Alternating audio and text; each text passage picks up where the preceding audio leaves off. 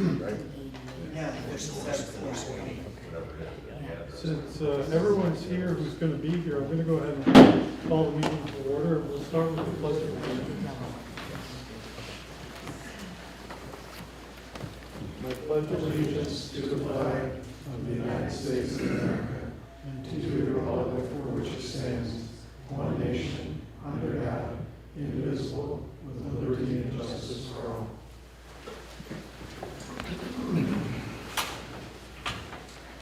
Okay, so let me welcome everyone to the June regular meeting of the Union Township Planning Commission. We have pledge of allegiance. Next item is roll call, please. Albright. Here. Buckley. Here. Gross. Here. Lavelle. Here. Squadrino. Here. Herring. Here. Williams. Here. I have Lapp and Shingles excused, 7 present, that's a quorum. Okay, thank you. Next item is approval of the agenda. So you have the agenda in your packet. There's several new business items and then a couple of carryover or older business items. Is there anything else that anyone's aware of that needs to be on tonight's agenda? If not, I'd entertain a motion to approve the agenda as prepared. Support. So motion by Gross, second by Lavelle to approve tonight's agenda. Any further discussion? All in favor, please say aye. Aye. Any opposed? Motion carries. Next item, we last met on May 17th, so you have the May 17th minutes. They're several pages long. Are there any corrections to the May 17th minutes?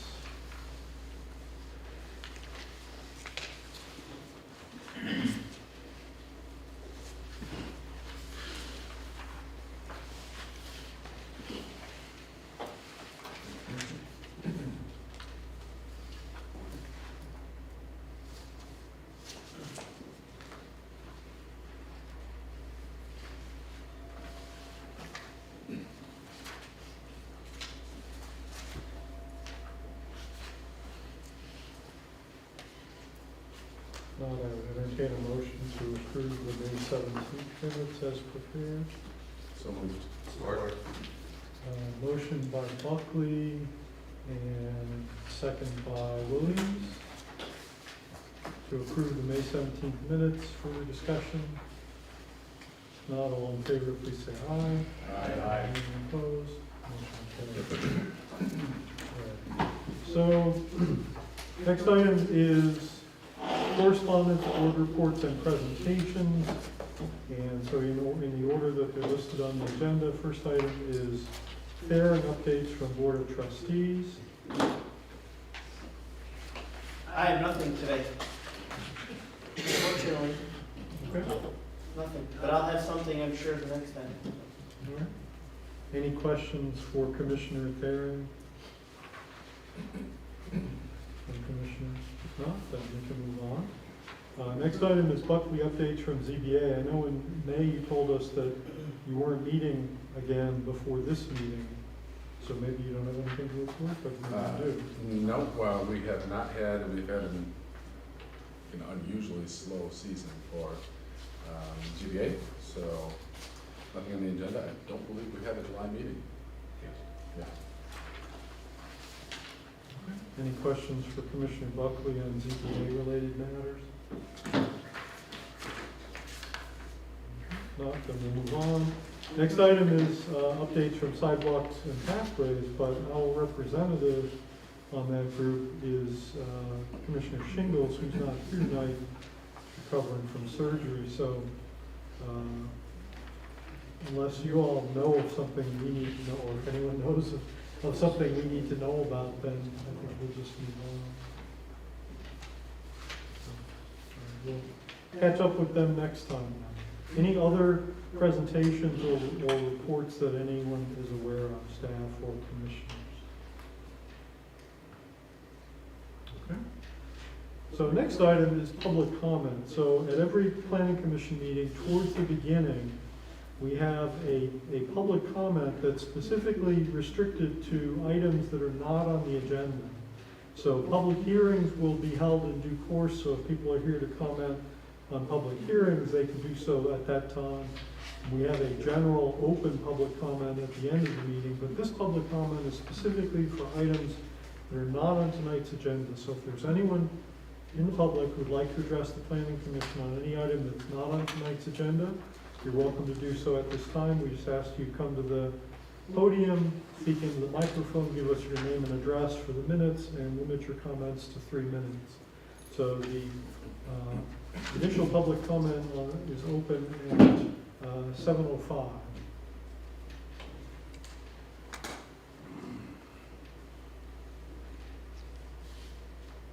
And seeing none, we'll assume that folks are here for other purposes. We'll go ahead and close that back up. As I mentioned, we'll have an unrestricted public comment later in the meeting. So we're ready to move on to new business. We have several new business items. The first one is one that we have seen before, at least we've discussed it before, but it is now back in a somewhat altered form.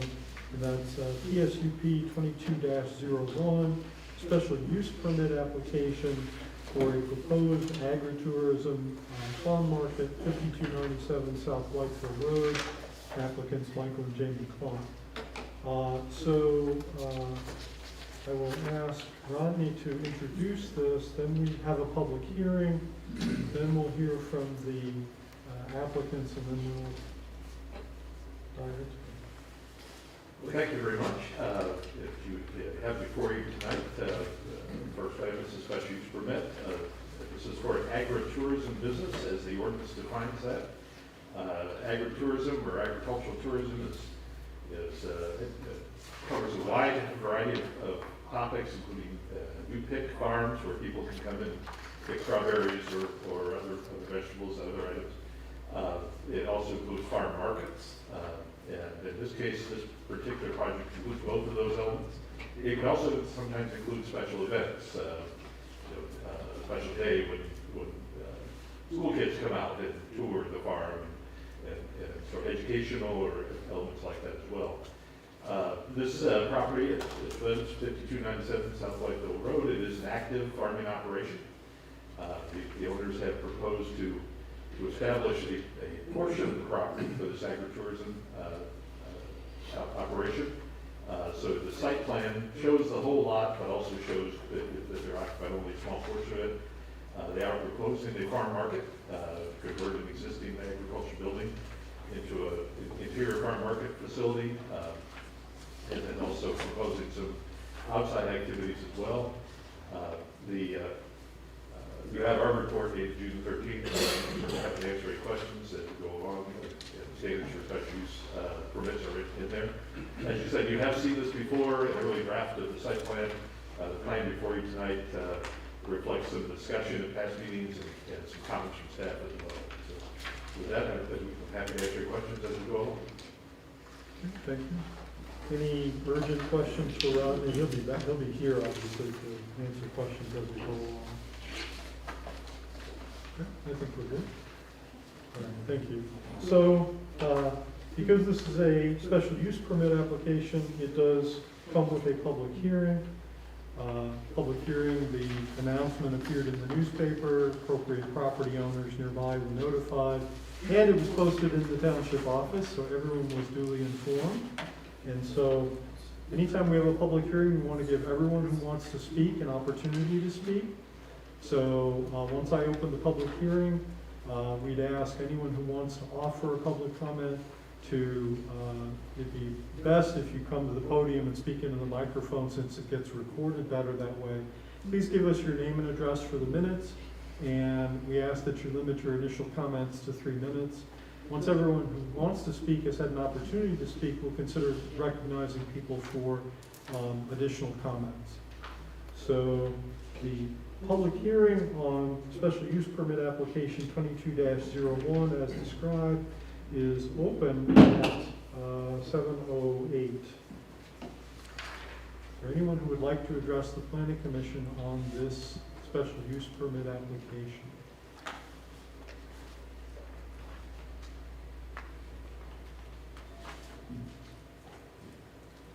Hi, Shelley Short. I think you guys can hear me, I'm pretty loud usually. I live located at 5620 South Lincoln Road. I just had a couple questions. I didn't know anything about this, so I received this letter in the mail. And a couple questions that I have is the 300-foot boundary, is that just to notify neighbors? I mean, I've been hearing rumors since I got the paper that, you know, they can come in and your property might be intruded on, that kind of thing.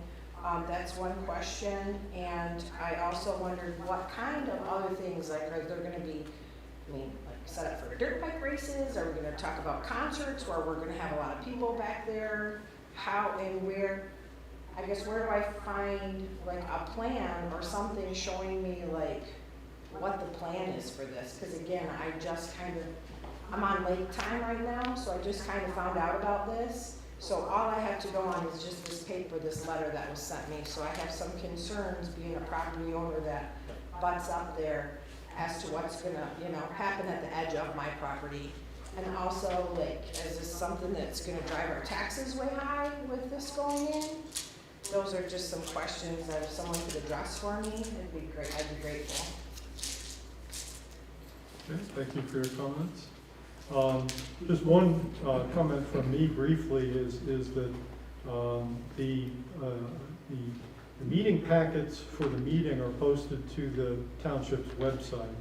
So one would find there the application form and a description of, you know, the project.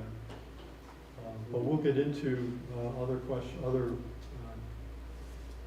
aspects of some of the points that were raised as we hear from the applicant as we discuss the project.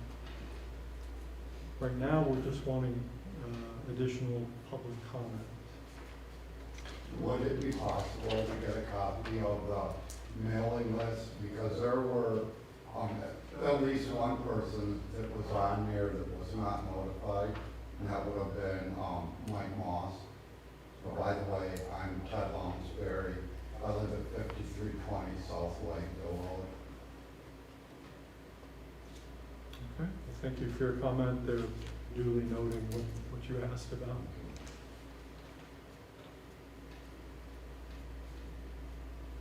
The law, just to clarify, the law is that property owners within 300 feet of the property lines of the affected property are the ones that are supposed to receive a mailing notification. Is that correct? Correct.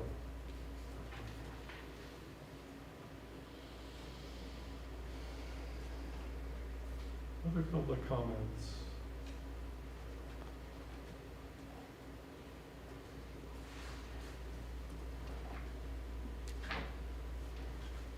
Hi, my name is Cindy Wright. I live at 5264 South Lincoln Road. Our property butts up against the proposed site. You said earlier that it had come before the board before. Is there a reason, was it turned down, or I was just curious as to why it's back down here? No, it was not turned down. It was, I forget the exact issue. I think it was just in a preliminary form at that point. Okay, thank you.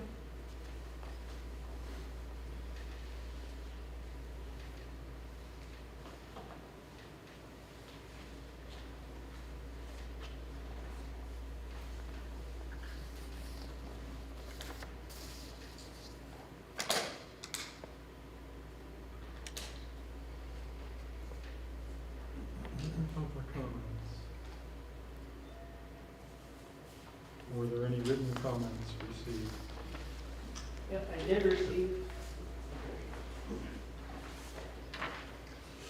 So this is from Wayne Rohde, 5678 South White Village Road, Mount Pleasant.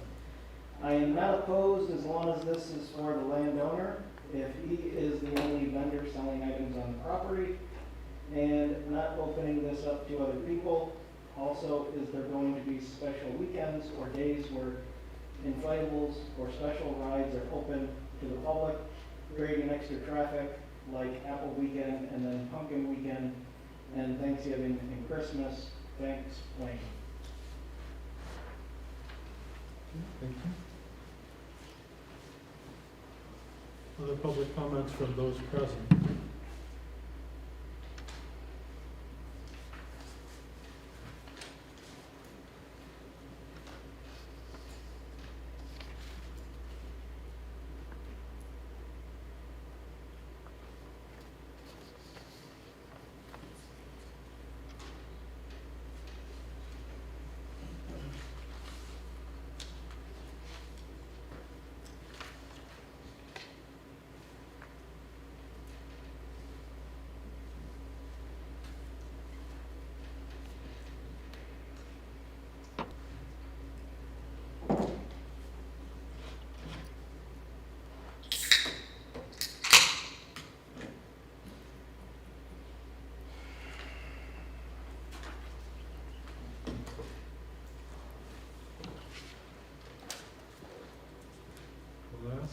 for public comments.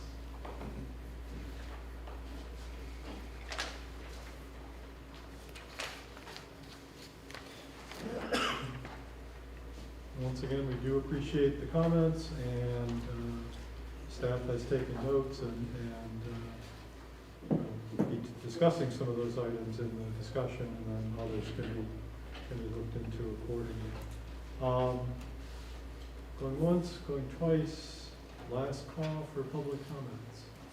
So we thank the public for their comments, and we'll go ahead and close the public hearing on PSUP 22-01 at 7:16, and we will move on. So at this point, we normally hear from the applicant. We've heard from staff. Unless you have anything to add, then I would open it to the applicant to address the commission on the project, and then we will move to our deliberation. One comment, there were some questions that were I'm gonna be asking you to get up, that's why I was sitting down. There were some questions from the audience that were more procedural related, so I don't know if Rodney wants to take time. I'll answer those, but you certainly answer the use related ones. Okay, use related, what we are looking at is a single vendor, so that was one of the questions, whether or not this would be opened up like many farmers markets are, the ones down the island here in Mount Pleasant, brings numerous vendors. This is specifically for the Cone Farm. They're taking a portion of their existing structure, renovating it, and will be selling the items that they grow and make on site. As far as events, one of the big things that they're hoping for is that this will be a place that the schools will start bringing the kids out. So yes, there will be events. If you remember, our events are daylight hours only. Our hours of operation are daylight hours. So there was a question, is there going to be concerts? Are there going to be motorcycle races? That's not the theme of this. This is an agribusiness. So I don't know if I know I probably didn't hit them all, but there's an orchard, there's berry fields, there's going to be flower gardens out front, wild flower gardens. There'll be a greenhouse in the future, and this is something that they hope to grow and expand, and hopefully be able to provide a service to some of the school kids. So, with that, I'd be happy to answer any questions that you all have. I was gonna say, I live at 5330 South Lakeville.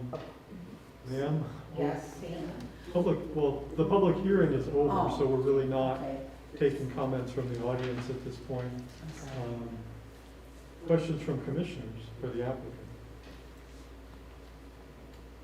I guess I initially thought, why is it even here? Because on the right to farm markets, that's pretty well established based on the criteria that was laid out in reading through the farmer's market. I'm not disagreeing with you, sir. But there's a section of the ordinance that's specific to agribusiness. So, you're talking about the GAMPs and Yeah, what's it's, allowed. I mean, it specifies parking and a lot of different things. Yes, sir. Can we turn up the volume? We can't hear back here. I'll try to speak up.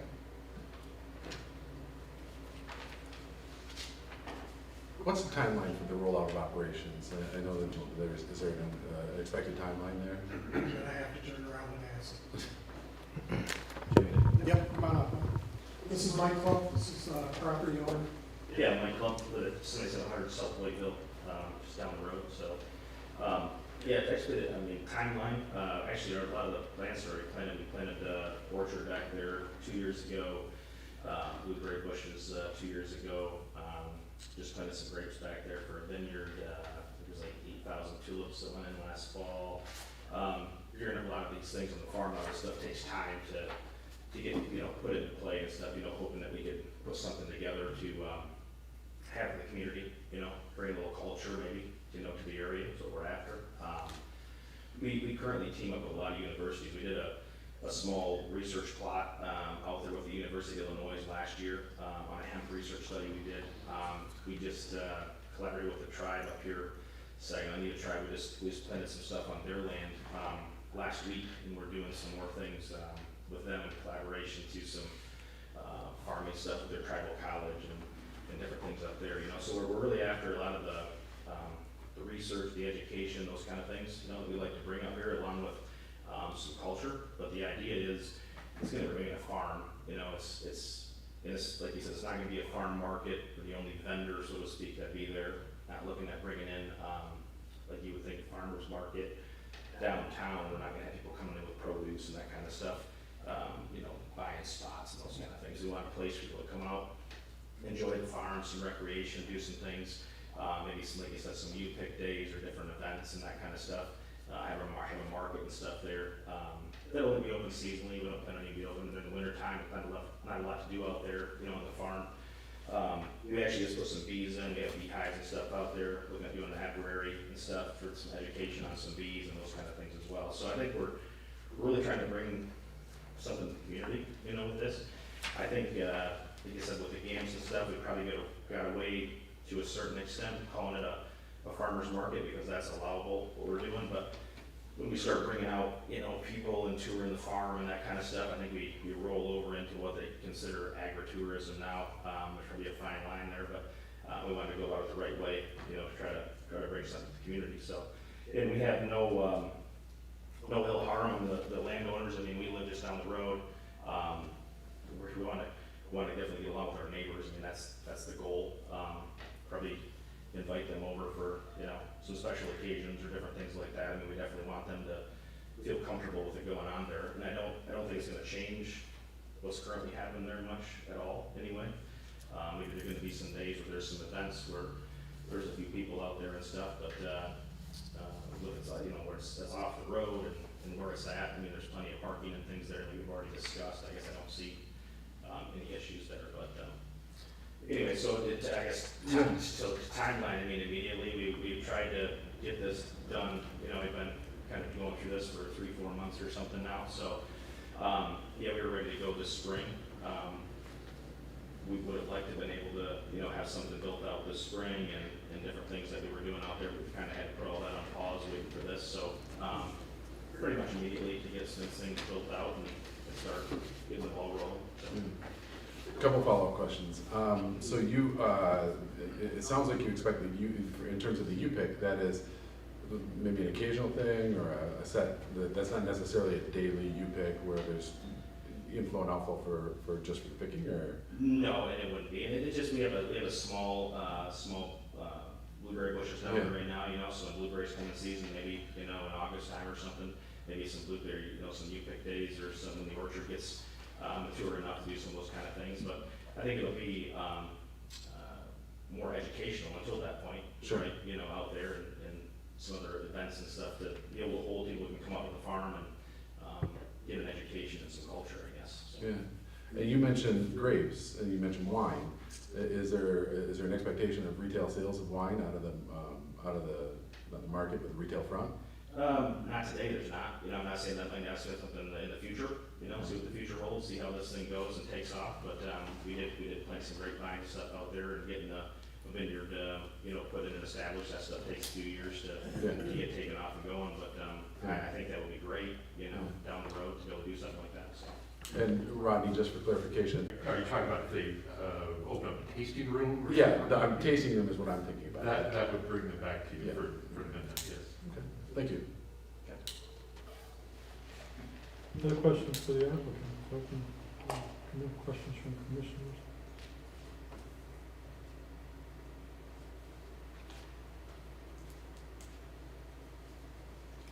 If not, then I guess we're ready to move on to our deliberations. And so We may call on you again if we have questions.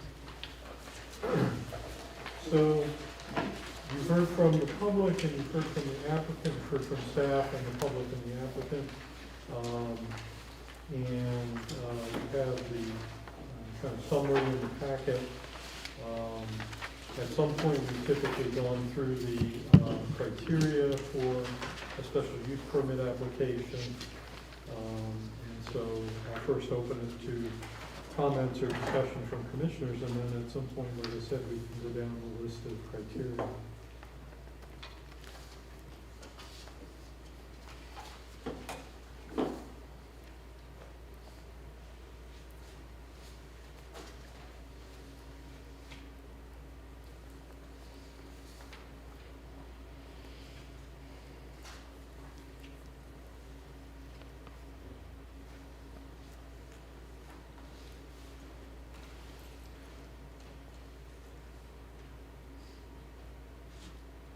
Ready to go down the list?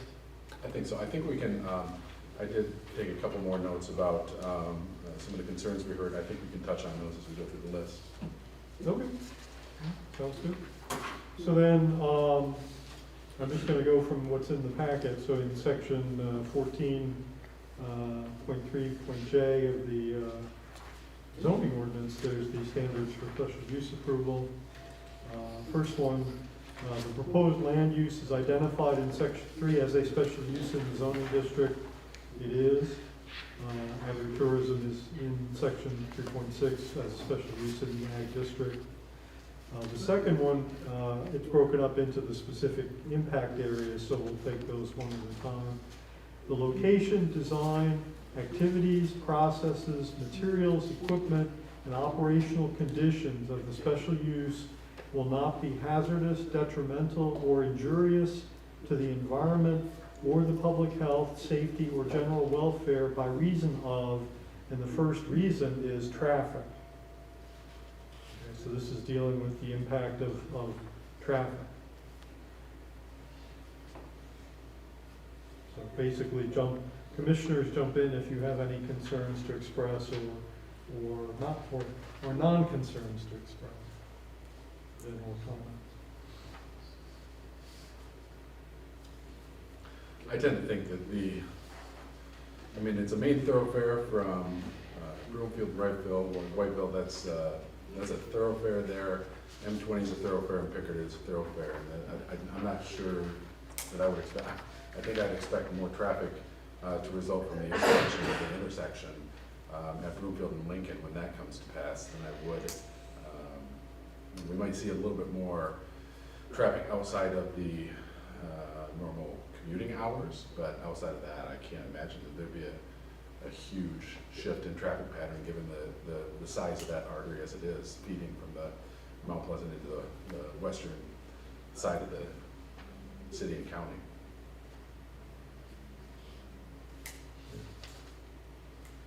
I mean, the only question, it seems, would be on any of these special days, would there ever be enough traffic that there would somehow be backups or people looking for places to park in odd locations and such, but it appears that there's ample parking in the plan, and I don't know that I've been to anything like this or anything similar, at least in this area, that's attracted so many people that's become an issue. But that's what jumped into my mind, is what you might be concerned about.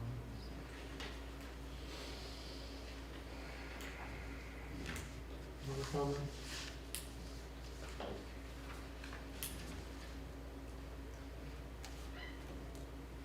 So the next one, it's the same preliminary, the location, design, activities, processes, materials, equipment, and operational conditions will not be hazardous, detrimental, or injurious to the environment, public health, safety, or welfare by reason of, and then the second grouping is noise, vibration, dust, glare, or light.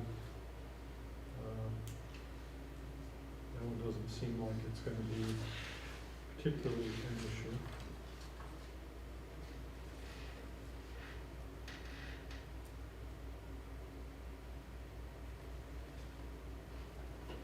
Next grouping is odors, dust, drainage, pollution, or other adverse impacts.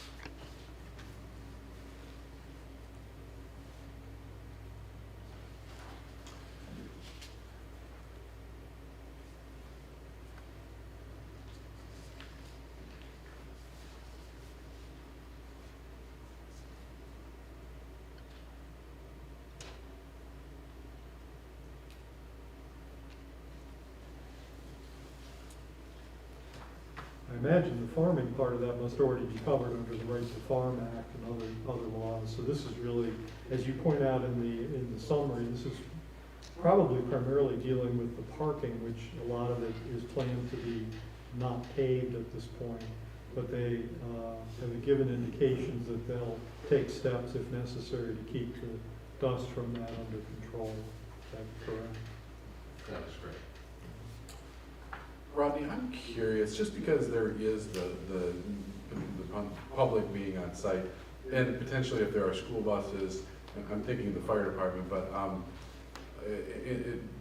how much do we stipulate in terms of, for a gravel parking lot, in terms of the, I guess, the quality of the parking lot, or, I mean, if they roll a 30-ton truck onto a gravel parking lot, is there any concerns about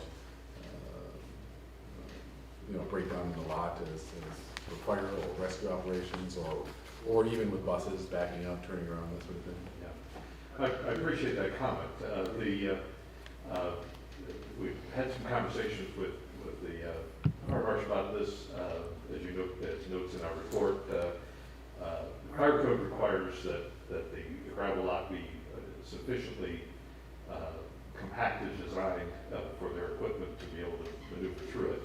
If you can maneuver a loaded fire truck through it, you can maneuver a school bus through it. So those details will need to be addressed on the final site plan. So that right now you're looking at the special use permit and then at the preliminary site plan. So we will see on the final site plan the documentation to satisfy those particular details to the design of the gravel lot.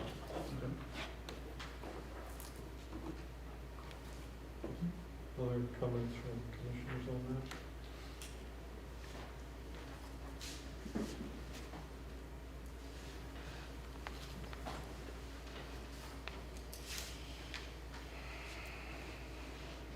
The next item is, special use will be designed, constructed, operated, and maintained in a manner compatible with adjacent uses, the surrounding area, and the intent of the zoning district. Where determined necessary by the Planning Commission or Township Board, the applicant has provided adequately for any restrictions on hours or days of operation, minimization of noise, and screening improvements or other land use buffers to ensure land use compatibility and minimize adverse impacts. As indicated in the notes, the proposal right now is hours of operation to be 10 a.m. to 6 p.m. from May 1st through December 31st. It's noted that 6 p.m. would be after dark, certainly by the time daylight savings ends. So, and I believe the applicant talked about daylight hours, so perhaps that language needs to be tweaked, perhaps. Any comments from commissioners on that?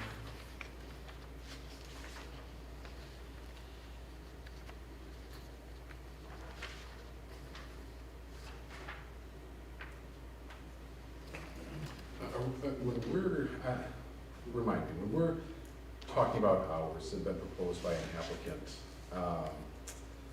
and that is at this process, are we essentially codifying, I mean, so if we were to approve this special use today, are we codifying that it's 10 a.m. to 6 p.m. is the hours and it opens on May 1st?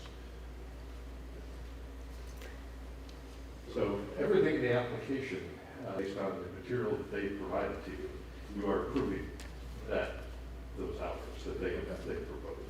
You can propose different hours. Well, I mean, I guess what I'm thinking is, I guess what my question is then, if I'm thinking about it from the applicant. I've certainly seen circumstances where a seasonal business has become a year-round business, the agritourism element of this. So there's going to be activity on that property all year round, even in the winter. There are certain things that go on the farm. And just be back in front of us with a review of expansion to special use. Exactly, the amendment to the approved special use. Okay.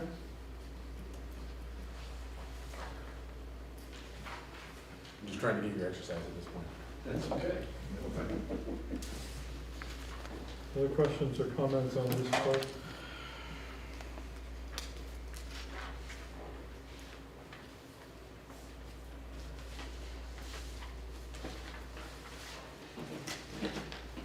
So the next item is, the special use location and character is consistent with the general principles, goals, objectives, and policies of the adopted master plan.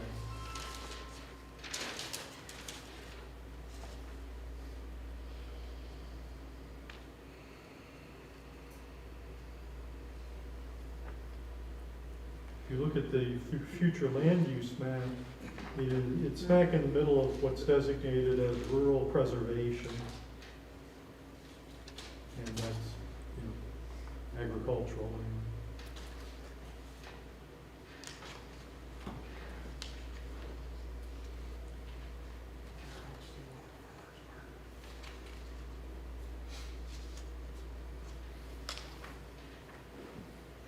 Comments?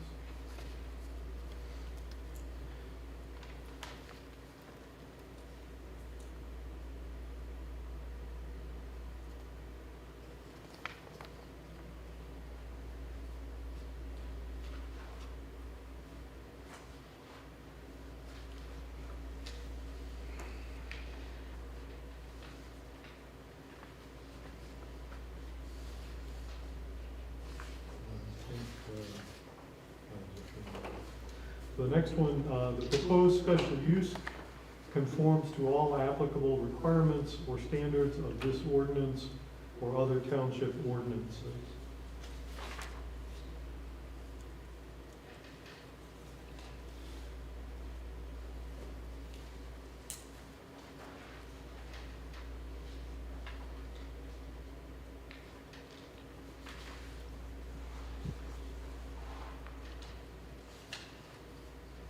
I think there's apparently some question that a building that's converted into commercial use comes under certain other additional requirements that don't exist if it's being used entirely for agricultural related issues. The state construction code includes exemptions for agricultural buildings, and that some agricultural, some folks in farming consider that to be a very broad exemption. The actual language is fairly narrow, but nonetheless, certain agricultural buildings are exempt from building permits. This is an existing agricultural building that they're proposing to convert to these agritourism activities, farm market, allow the general public in. And so at that point, the building needs to meet the code requirements that would apply for the general public to have access to it. And so, yes, it would be a building permit for the renovations and changes needed to do that. That's what that section is about. And Rodney, just for the sake of reading the packet, I know that under the buildings and whatnot, multiple times it's a farmer's market. I think the applicant has clarified that it's not a true farmer's market in the sense of it's a single seller. So just for the purposes of pointing that out, that it's not what we would think of as a farmer's market with multiple sellers being on site. That is correct. Right. The language, it was mentioned earlier about farm market and AMPS, you're right. There's the term farmer's market and farm market are used interchangeably in a number of ways, but they are different things here. This is one operator. Yeah. One thing I'll mention, just as I'm talking about, define agricultural management practices, the state has gone back and forth, they rocked back and forth on setting guidelines for generally accepted agricultural management practices. They have GAMPs for manure control, they have GAMPs for caring for chickens, they have GAMPs for a variety of agricultural activities that basically say this is sort of the basic standard you should be following. They have, where they rock back and forth is into things that intrude into local zoning, and farm market is one of them. They've literally gone back and forth, I think, twice on this, where they have intruded into local zoning and established GAMP standards very broadly, almost a zoning ordinance essentially for farm market. And then other times they drop that back and say, no, we want local, a lot of local control, we just want to establish certain standards. The way the law works is when a GAMP standard is established for something, essentially our local control over that is preempted, at least partially. And so the comment earlier about farm markets being just allowed, essentially preempted local zoning, is only partially true. There's certainly language that it has rocked back more into local zoning, or a special use permit for the scope of agricultural tourism activities that we're doing. We're not doing anything wrong in this process. Any questions on this topic? And then I guess the other item on this in this section that we may need to deal with is the issue of the parking. Whether to waive the requirements for paving, and also any issue regarding screening, landscaping of the parking.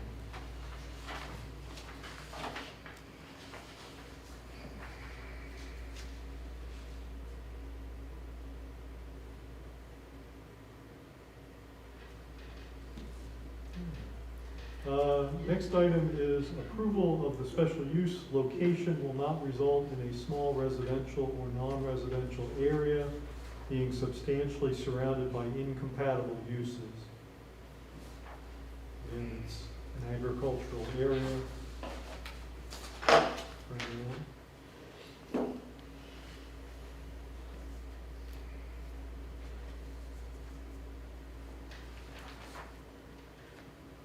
And we have the impact of the special use will not exceed the existing or planned capacity of public or municipal services or infrastructure, including but not limited to fire protection services and municipal water and sewerage systems.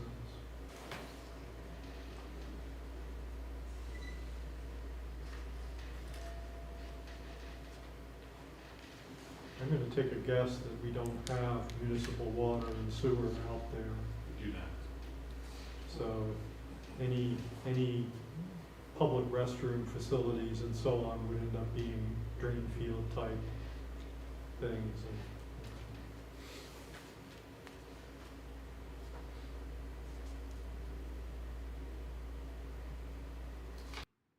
The impact of the special use will not exceed the existing or planned capacity of public or municipal services or infrastructure, including but not limited to roads, police, protection services, refuse disposal, other utilities, drainage facilities, and public or private wells.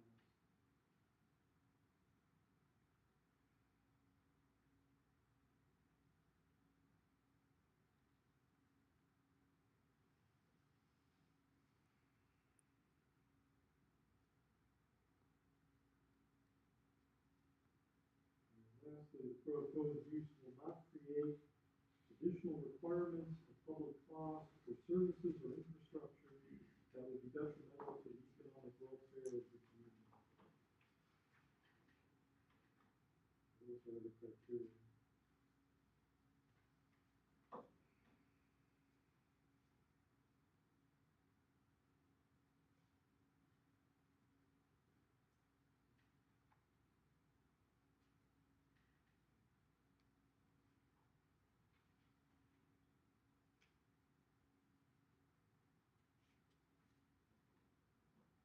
Further comments or questions from commissioners?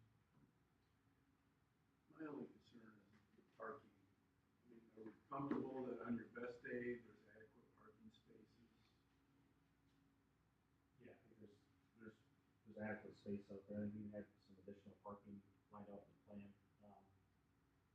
And it's on a total of 80 acre parcel we're using, is it 15 or 20 acres or something like that we lined out. I mean, there's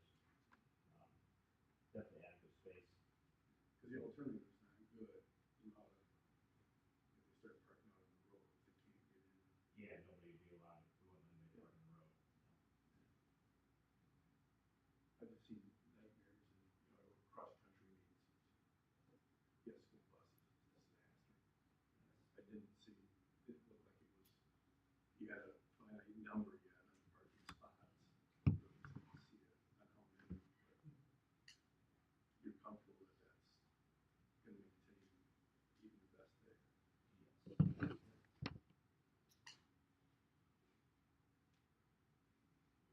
Since the paving and landscaping language is in the agritourism section, we recommend that those be addressed as part of your special use permit action. They're really a land use issue, with their use standards. So that's why we include them in our sidewalks, since we have sidewalk request for temporary relief. That one we would recommend to be addressed as part of the site plan. Rodney, I just want to clarify, I think it makes common sense here, but we did have one point about, those activities, I think it was, events, I think concerts was mentioned. Dirt bikes, I think that falls well outside of what the special use would include. Concerts, I would generally speaking say would fall well outside of that, except for, I guess, some small entertainment might be something that would be part of that agritourism at some point. But what I'm curious about is would it be reasonable to expect that I've been to, for instance, like a pumpkin patch or something like that, where they've got loudspeakers and maybe they're playing music throughout the day or something like that on loudspeakers. That wouldn't be something that would be we wouldn't be establishing that permission to be playing constant music, not in the form of a concert. I expect implicitly approving anything that would allow for consistent noise that could travel on a summer day that's not related to just farm and bodies moving around, people, you know what I mean? That is correct. You are not approving that. You're approving exactly what they proposed in their application materials and on their plan. And nowhere on either of those things do they talk about amplified sound outside.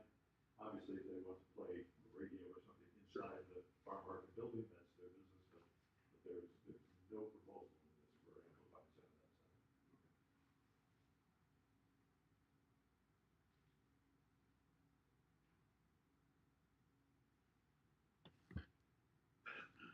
And I guess while you're still standing, I know, and I'm just trying to hit on some of the things that people have said. But in terms of, I call it distractions maybe, but inflatables, other things like that, there's not necessarily, like if it's a pumpkin patch, there's not necessarily an opportunity for large displays that might become a distraction. That's not necessarily part of, there would be a recourse for someone if something were to occur where it became problematic to the surrounding public in terms of large displays, inflatables, that sort of thing. In the same way, in terms of displays in particular, they would need to show it on the plan where they're going to have those displays. So yes, if it's not on the plan, it does not get approved. If I may, what we're talking about, some of the comments, I can just answer a couple of the other questions that came up during the public hearing. Just the comment, as you all know, the 300-foot buffer for notices for public hearing, that is just for notice. That's just simply how far the state law allows us to go out beyond the property boundaries to notify neighbors. So that it does not encroach on anybody's property. It's simply how far we go for determining the addresses for mailing. There was a question about raising taxes. This will have no impact on taxes for anybody else. Agritourism is still in the realm of an agricultural activity. It's intended for an agricultural area. It should not have any effect or change on anybody else's property. And frankly, any effect on this property in terms of taxes will simply be in relation to what improvements they're making to the property. The question about mailing lists, all the documentation of our public hearing notices are available at the Township Hall. Anybody can come in and we can work with them. They can contact Peter Gallion, our zoning administrator, and we'd be happy to help them see any of the documentation related to the application. We do mail everything by first class mail. It was mailed well in advance of the minimum 15 days that's required. We do not have any control over deliveries. So I don't know anything about the one that was mentioned that was missed. I don't know if that gentleman was actually on the list or not. But as far as the state law is concerned, when we write arrive off at the post office. At that point, the notice has been delivered. Certainly, if somebody was missed, we're happy to work with them to try to figure out why, but that really is an issue of the postal service at that point. But we certainly could document who the notices were mailed to. That actually covers all the items that we discussed. Any other questions for Rodney?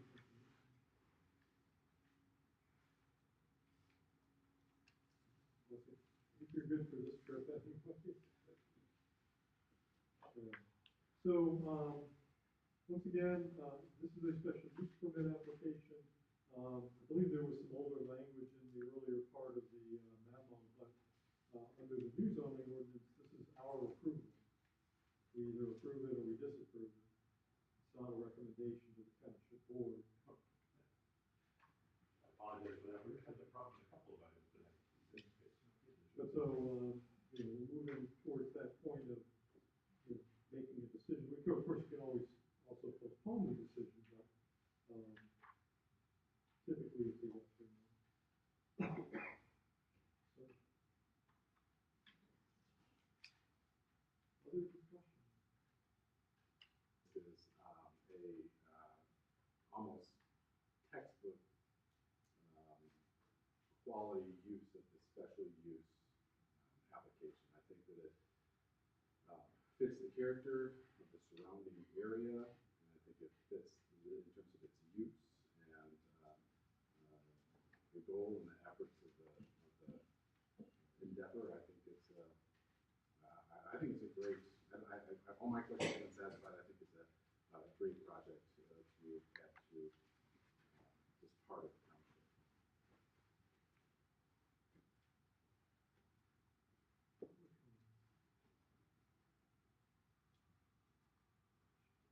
Yeah, I mean, I think that, I understand the concerns that were expressed. And anytime something comes along that it's the first you're hearing about it, but, it's going to be near you, you're always wondering, well, what is this? What's going to happen? But, this does sound like something that is likely to be an asset, likely to be something that people will want to go to, and that won't be creating a lot of unwanted disruptions in the area, and the applicant lives nearby, so presumably they have an interest in not degrading their surroundings either. So I think that's what it is.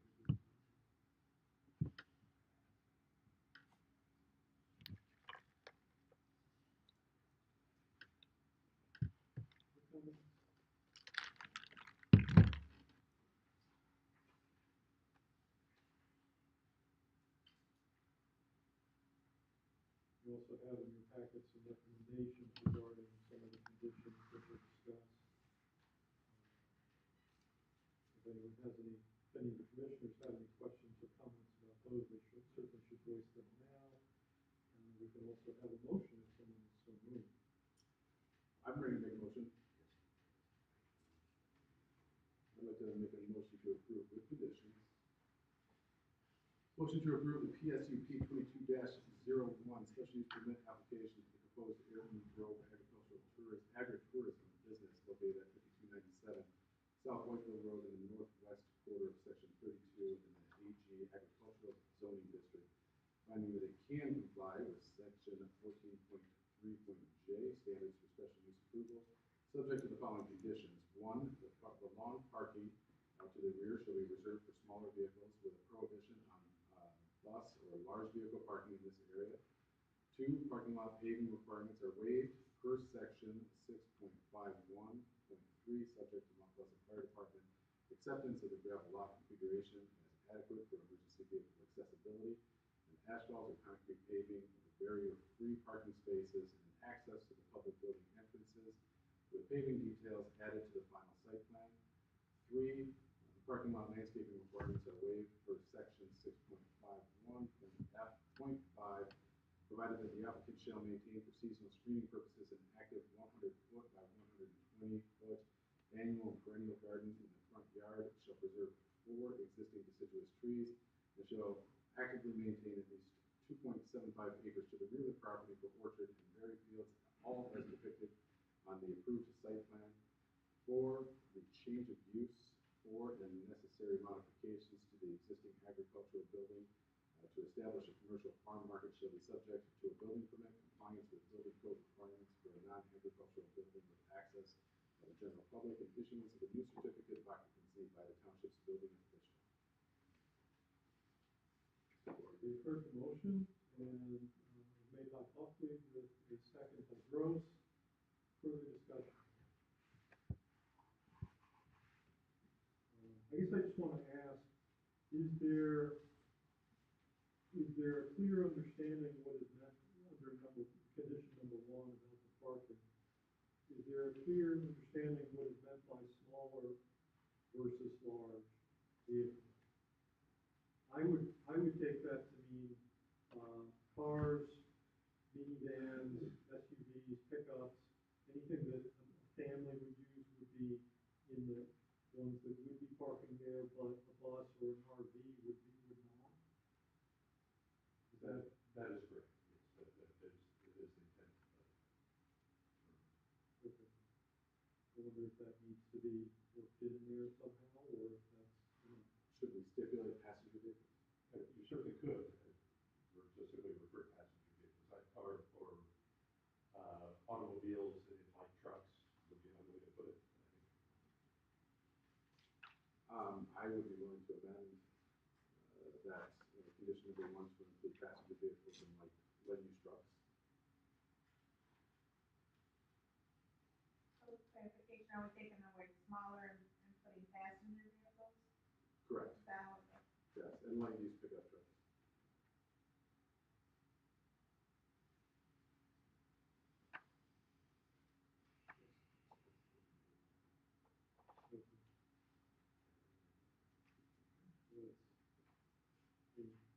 A minor amendment to the motion was made by the mover and supported by the second. Further discussion. The motion is to approve the special use permit application with stated conditions. All in favor, please say aye. Aye. Any opposed? Motion carries with no negative vote.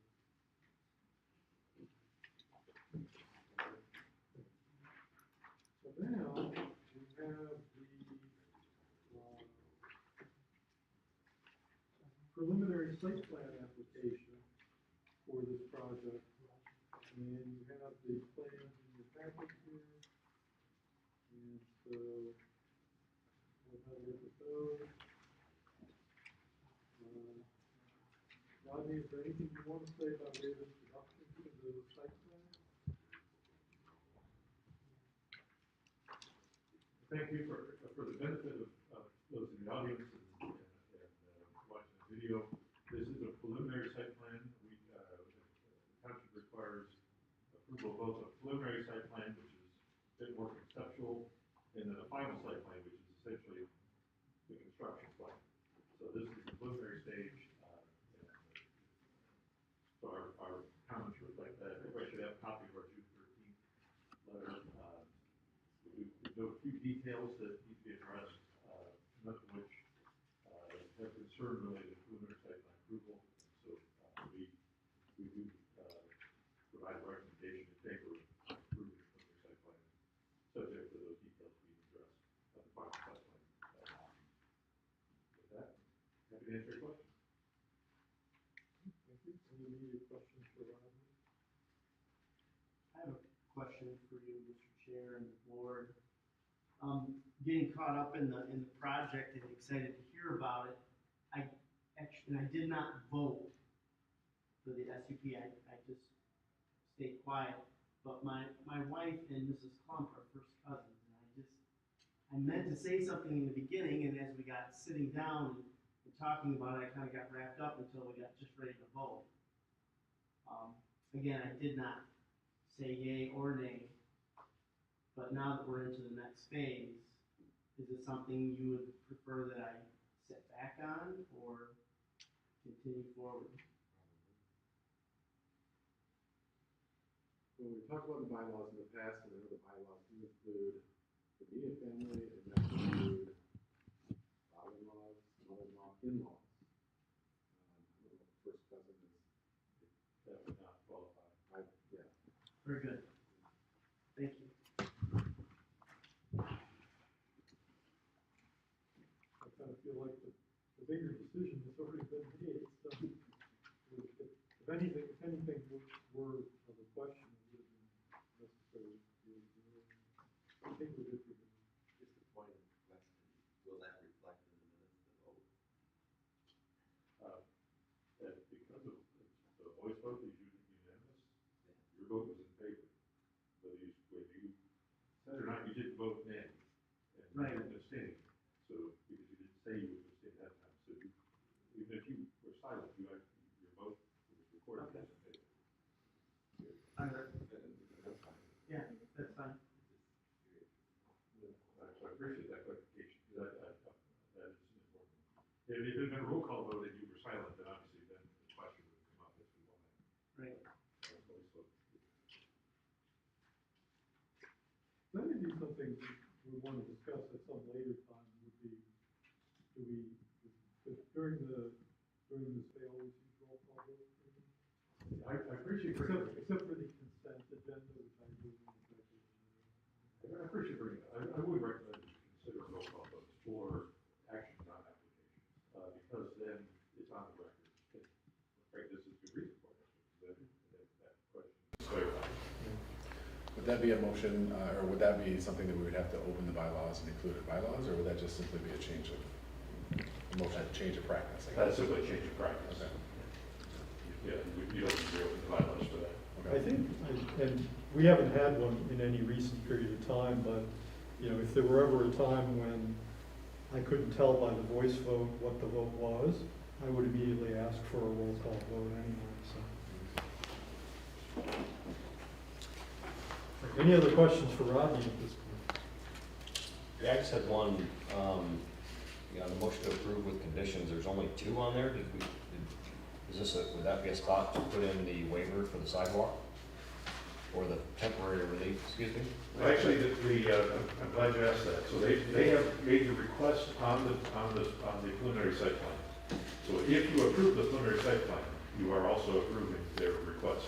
Okay. So that's why it's not listed as a condition. Okay, perfect. Just wanted to make sure that was in there. Thank you. Okay. Thank you. Anything that the applicant wants to say at this point about your site plan? Happy to answer any questions you might have. Okay, so site plan is before you. Township staff and the applicant are available for questions. So it's open for questions and discussion by commissioners.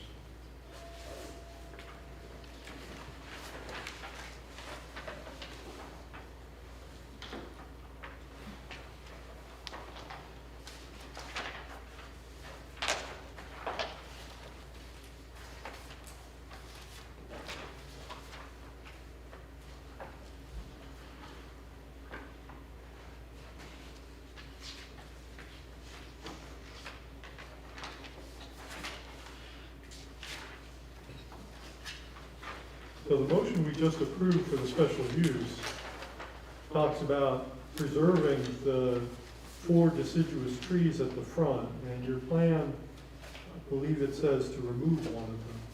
Am I reading that correctly? Or was it 3? It said 4. So there's three that are near each other, and there's one to the north. Actually, there's a larger one to the east. I'm not sure which four did you mean? Well, there is 5, it looks like, actually. Yes, there are 5. So if they would just remove the 1, then there's the 4. Oh, If you look at the second page, so on that page, you can see one of this. Yeah, so page 2 of 7 shows the 5, and then if you go to page 3 of 7, it shows just the 4. okay.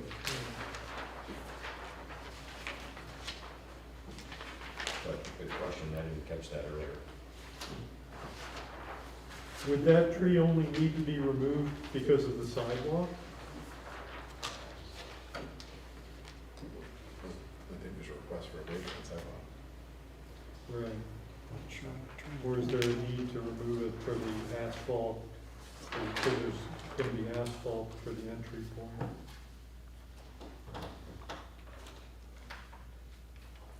Be the one closest to the road on the south side of the property. I didn't kind of look at the plans. I'm not sure what you're referring to, I guess.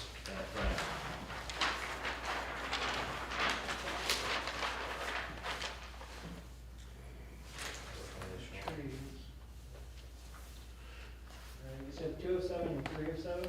Yeah, 207 shows the one that would be removed closest to the road. One closest, yeah. On the, Just for That visual. looks like I'm looking at the drive.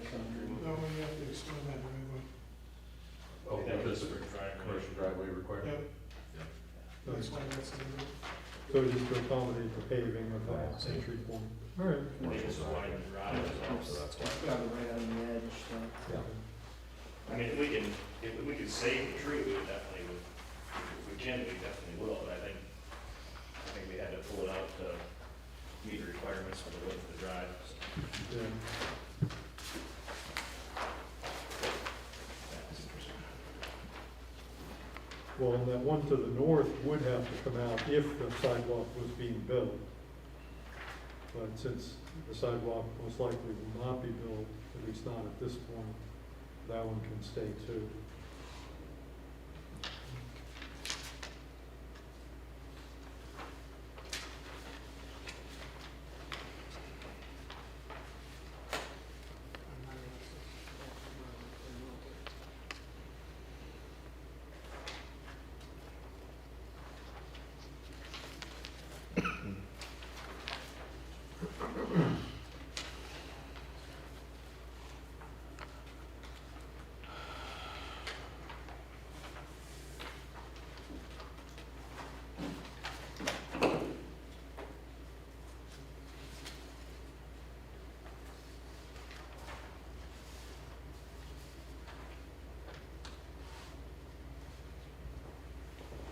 So let's say that there are school buses or tour buses or RVs, large vehicles. Where are they parking? They're parking to the very east side of the gravel behind the agricultural portion. Okay, there's a part that's marked proposed fire lane. I'm Fire assuming lane, it's and then not there's there. also proposed parking. To the left of that. Oh, okay, I got you. I do see it. Yes, proposed bus parking spaces. Right.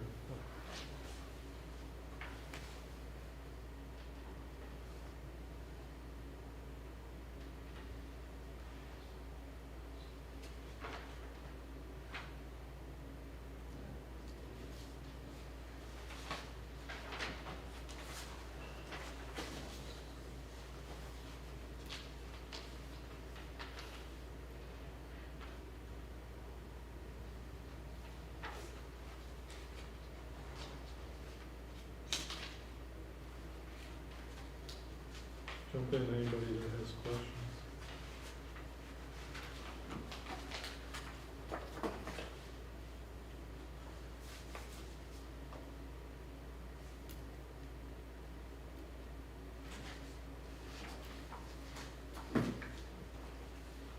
I see portable additional restrooms, so that would be like the porta potty type things. Are there gonna be any restrooms inside any of the buildings? Yes. Okay. Inside the building, there's one proposed, which is what will actually dictate the occupancy of that building.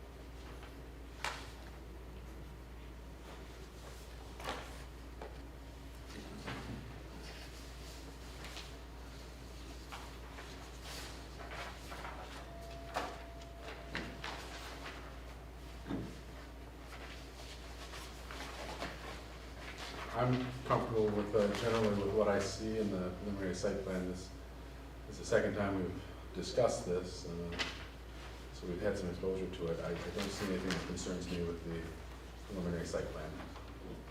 I agree with Commissioner Buckley.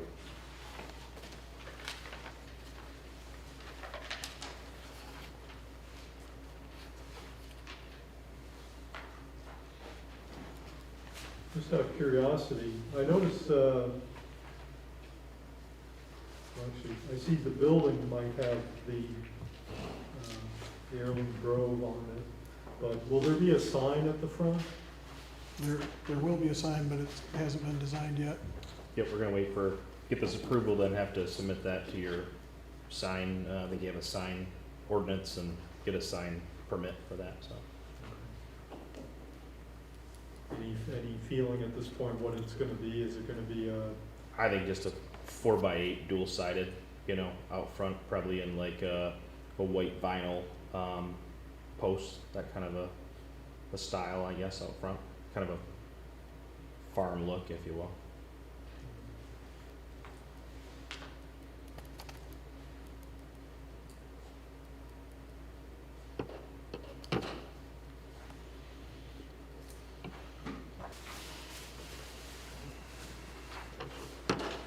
other questions or comments?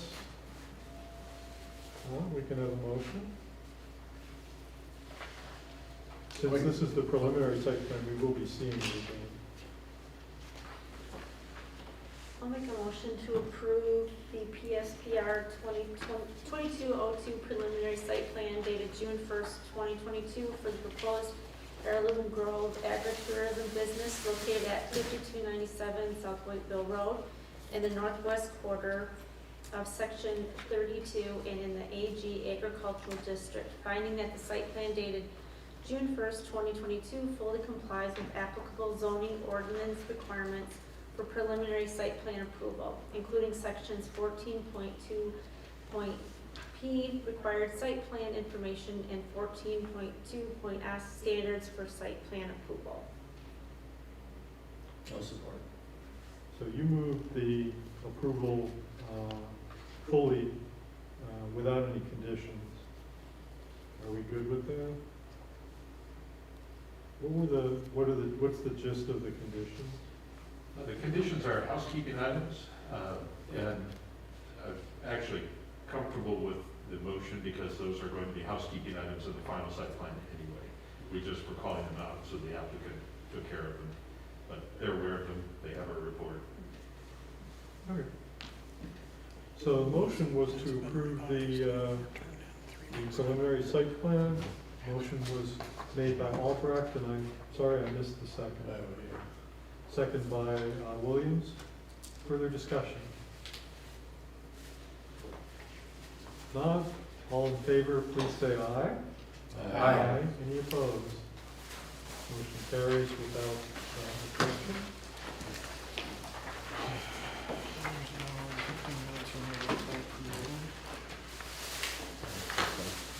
So we look forward to seeing the final site plan on that.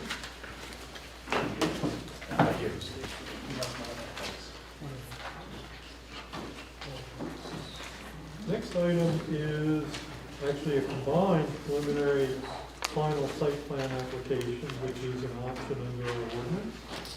This is PSPR 22-06. Isabella Citizens for Health Expansion, 2790 Healthcare Parkway.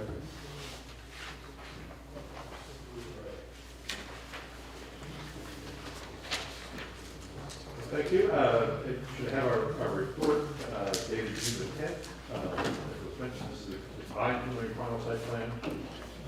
In the report, we noted staff did review a preliminary site plan application, which arrived just a little bit too late to get onto your May agenda.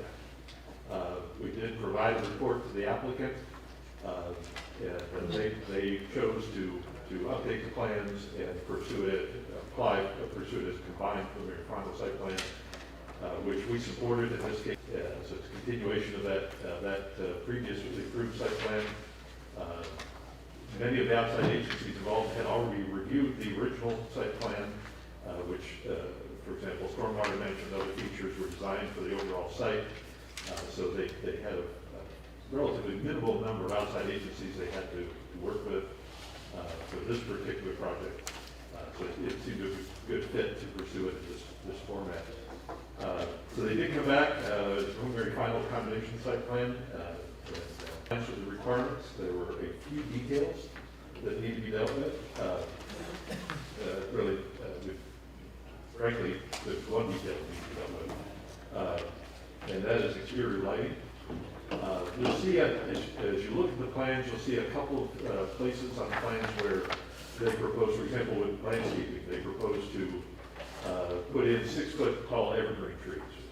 Our ordinance now requires those trees to be 8 feet tall, like planting. But you do have the option to consider modifications to the landscape standards.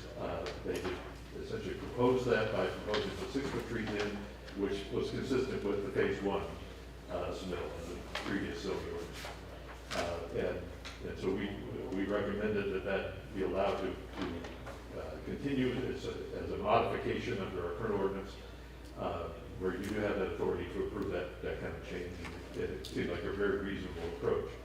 The one area where you do not have any ability to modify is exterior lighting.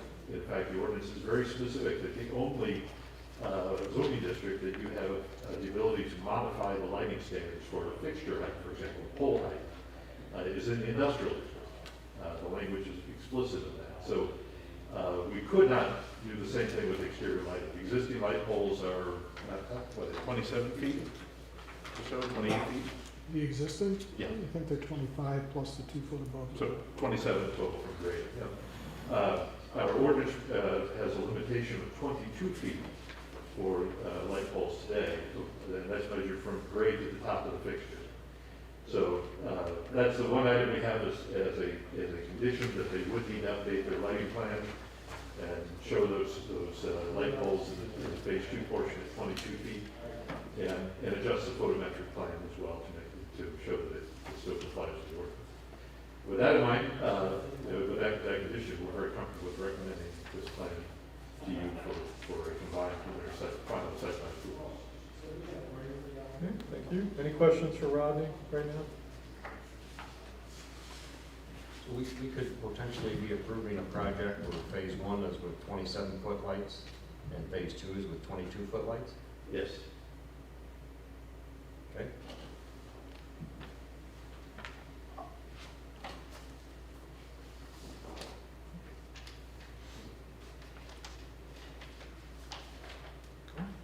I think we're good, thank you. Do the applicants want to say anything about the plan up front, or just stand for questions? I'll be here for questions. The plan is. The plan was approved back in 2018 with the expansion of the building. The building got tweaked a little bit. They put a courtyard in for their staff members to go out and have luncheon. There's a corridor out front. And so with the building getting tweaked a little bit, and there's an entrance area for drive up and pull off, it was determined by staff that we needed to come back through. There was no change in the impervious areas, no change in access to utilities or public streets. So the only real change is that building itself.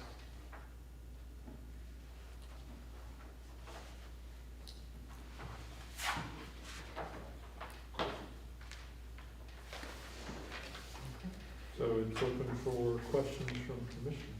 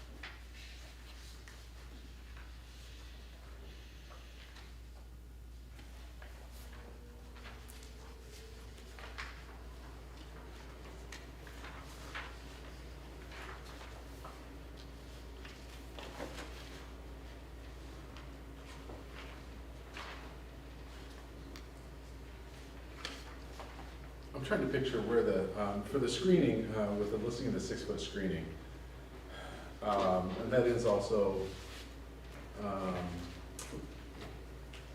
the loading zone area, that sort of thing.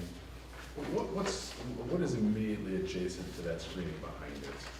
I can't picture what that is right there. Immediately adjacent. Well, immediately, like, what are we screening immediately behind those evergreens?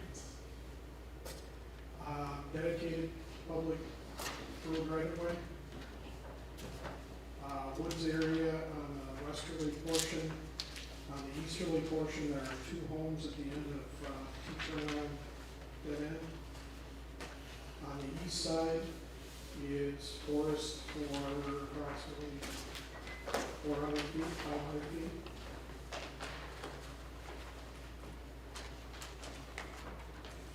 The east side is an area that an area part of the Stonecrest apartments that's not developed, that could be developed with homes or with apartments over there, but it's currently undeveloped. Currently in designated apartment. Right. Certainly partially done.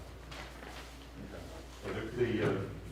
The northern boundary is also the boundary between the city and the township, so the homes on the other side are the city. The right-of-way that Tim was talking about was a requirement, or request basically from the city to be able to connect those city streets together. Because also to the west of this property is the city. The stub street that comes in to this site, that's a city street. So they wanted a right-of-way that would at some point be developed to connect the area together.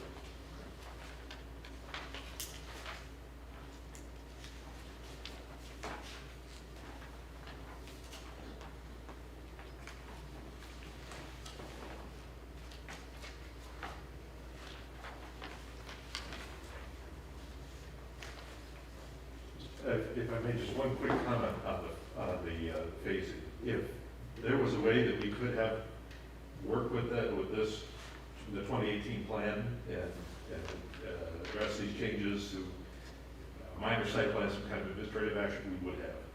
Your 2018 plan, the future phases were conceptual. They didn't show enough detail that allowed us to hang our hat on and say this was approved as an overall project.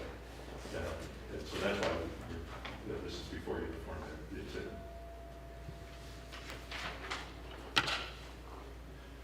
Yeah, I appreciate that comment, Rodney. I made you sit through the rest of the meeting, but I don't have any substantial questions based on what we've already seen, and then building upon an existing site plan from 18 anyways.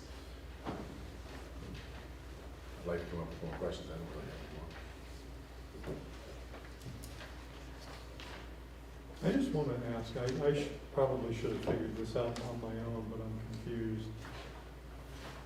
What are the elevations that are marked BX that have a metal side and large doors? What do these correspond to?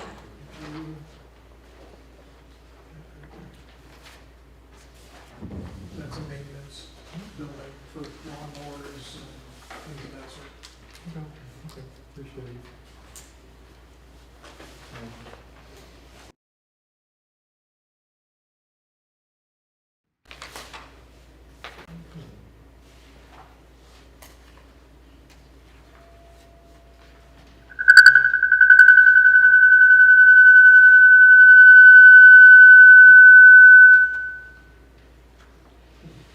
Other questions?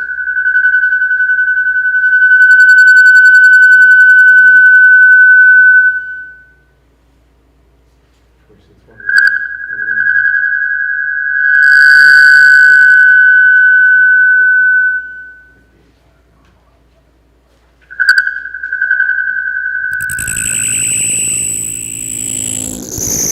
Are there space aliens connected to that?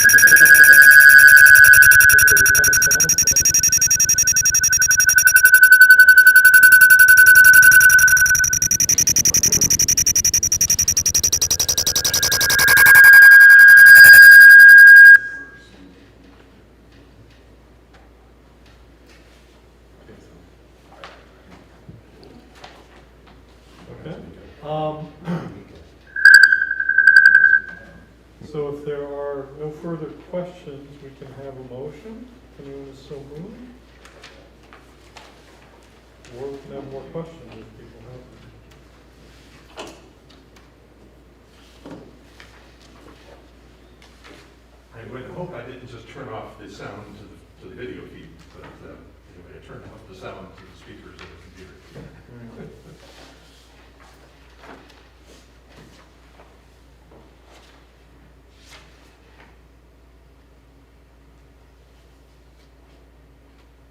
Well, I'll say, let's keep this rolling. I'd make a motion to approve with conditions. Motion to approve the PSP R22-06, combined preliminary and final site plan for Isabella Citizens for Health, Phase 2 Medical Office Building and Accessory Storage Building located at 2790 Health Parkway in the southeast quarter of Section 14, and in the OS Office Space District, finding that the site plan dated May 27, 2022 can comply with applicable zoning ordinance requirements for final site plan approval, including sections 14.2.p, required site plan information, and 14.2.s, standards for site plan approval, subject to the following conditions. 1, updated sheets E1.0-E1.2 to revise the Phase 2 pole-mounted exterior lighting to be no higher than 22 feet as measured from grade level to the top of the fixture, and update the photometric plan as needed to verify continuing compliance with section 8.2.C.1 illumination level. Number 2, zoning administrator review and approval of the updated sheets E1.0-E1.2 prior to issuance of a building permit for this project. Support. Motion was by Buckley with a second by Gross to approve the preliminary and final site plan with conditions as stated. Further discussion? All those in favor of the motion, please say aye. Aye. Any opposed? Motion carries, no negative vote.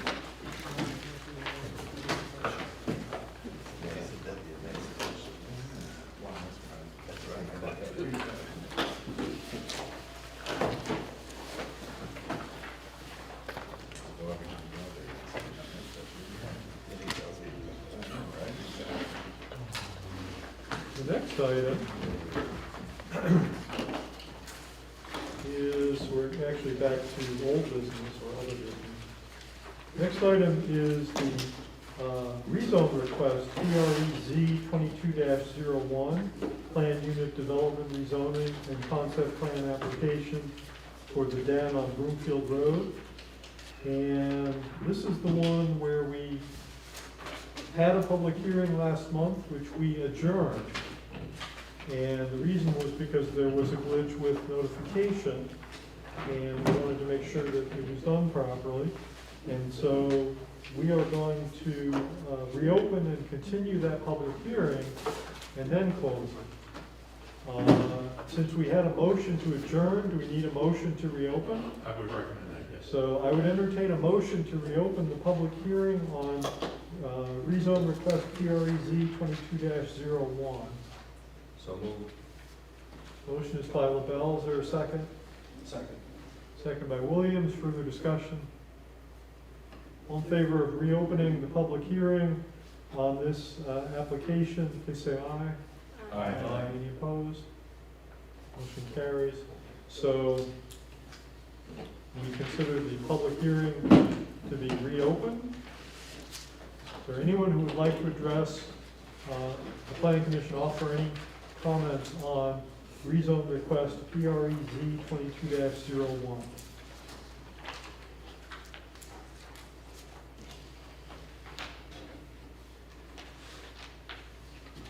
Have there been any written comments? No written comments have been offered on this.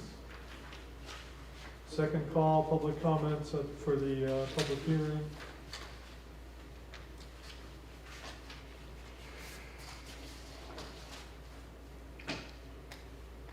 Last call, public comments.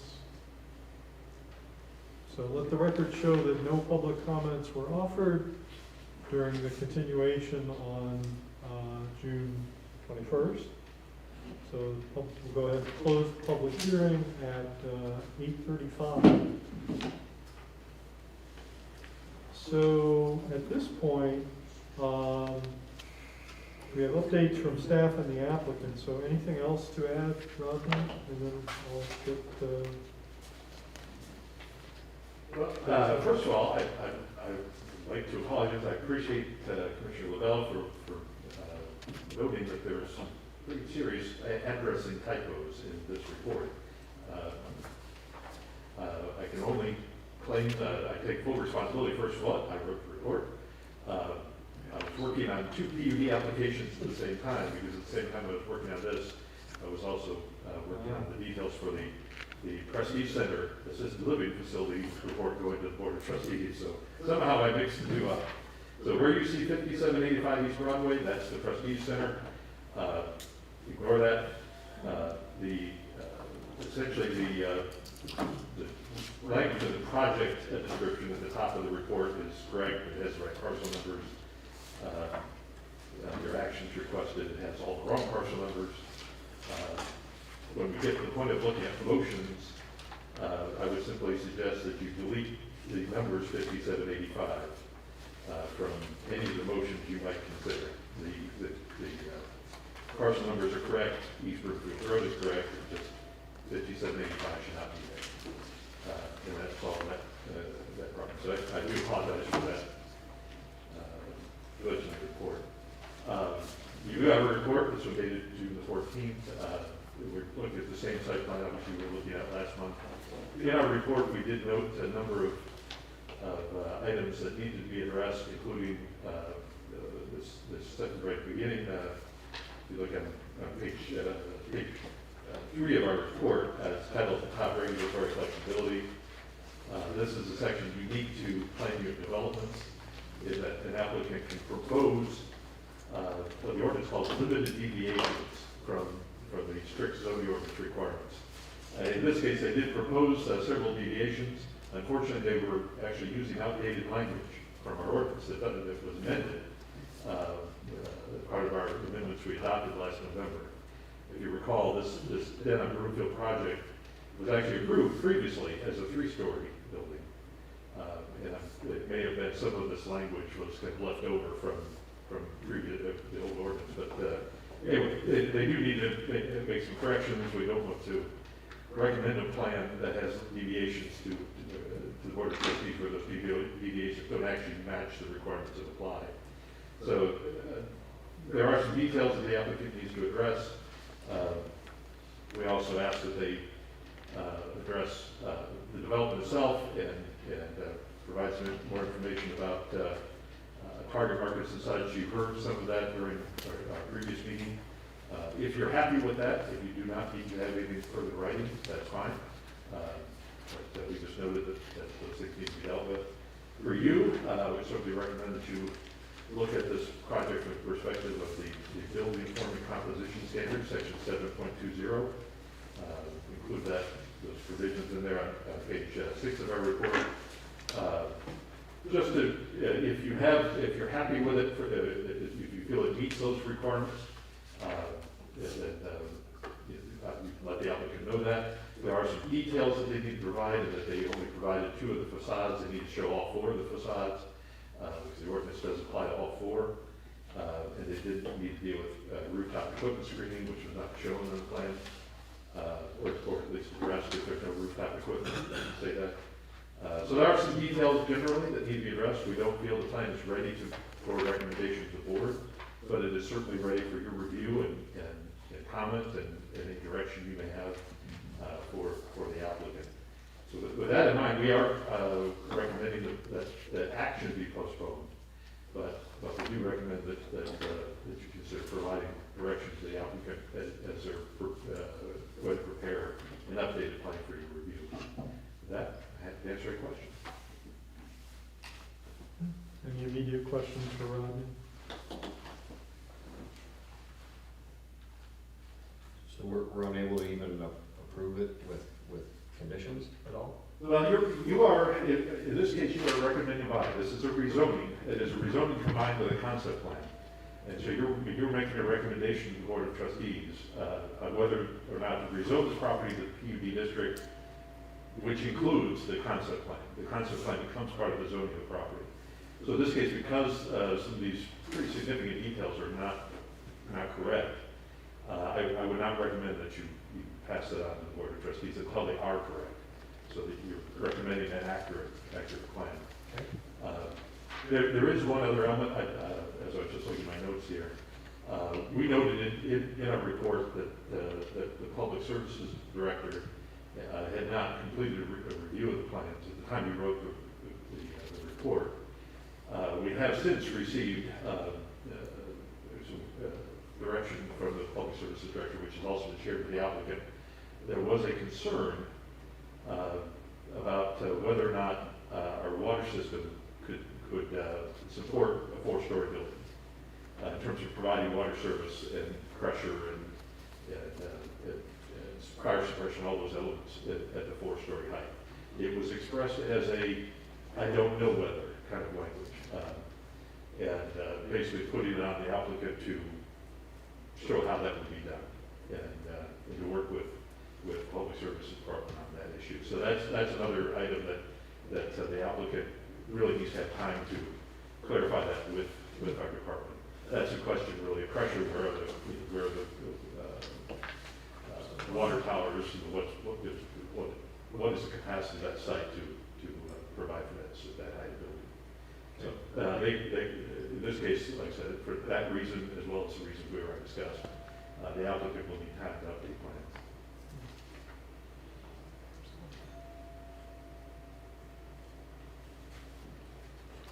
So it's your feeling that, because some of the things you just mentioned are, like, for example, if their application made reference to an older standard on building height, to me, that's kind of a clerical sort of thing, more than a content issue. I mean, I guess the question I have is on balance, you feel it's something that we really should see again, as opposed to simply saying that these are things that could. I mean, I get the part about if you want, like, occupancy studies and that type of thing, but these other things, even these other things are not simply things to tidy up at the staff level. They are not. No. For example, the regulatory flexibility section, if you look at that page, one of the items that we talk about, third bullet point down, says documentation is needed on the plan to satisfy section 3.9 B3 and B4 by demonstrating that each deviation is consistent with the statement of purpose for PV, that will result in a higher quality development, and it does include broad waivers. That is, just we're throwing the ordinance out, get out of jail free card. That essentially the applicant is required to justify the deviation. And that justification becomes part of the concept plan. It becomes part of what you recommend. And so they have not provided justifications for their deviations. They just simply listed them. And part of this is because this is new. This was the first project to come in for PUD approval, although the Prestige Center, this was really was the first project. In fact, when we were working on updating ordinance, we were talking about this project as a PUD potentially. But essentially, they do need to provide that background and that justification for each of them. So it's more than clerical. It's really gets to the point of the issues that need to be clear on the plans before they go to the Board of Trustees. Because one thing to keep in mind, you are recommending a document to the Board of Trustees. That document is what will then go to them. There will not be a revision and fix it kind of a thing in between, because the board wants to see what you recommended, and so the plan does need to be clean in good order for that.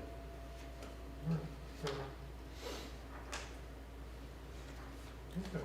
Well, thanks for now. You'll probably be back before the end of the meeting. Tim, you want to say anything? Oh, I'd love to say what's on my mind, but I won't. We're all friends here, and we're in a nice. Well, some of the things that I'd like to address is the water supply system. That's a final design type item, where you get into the engineering and we're actually doing the plan profile drawings. The building is looking at fire pumps That's all final design.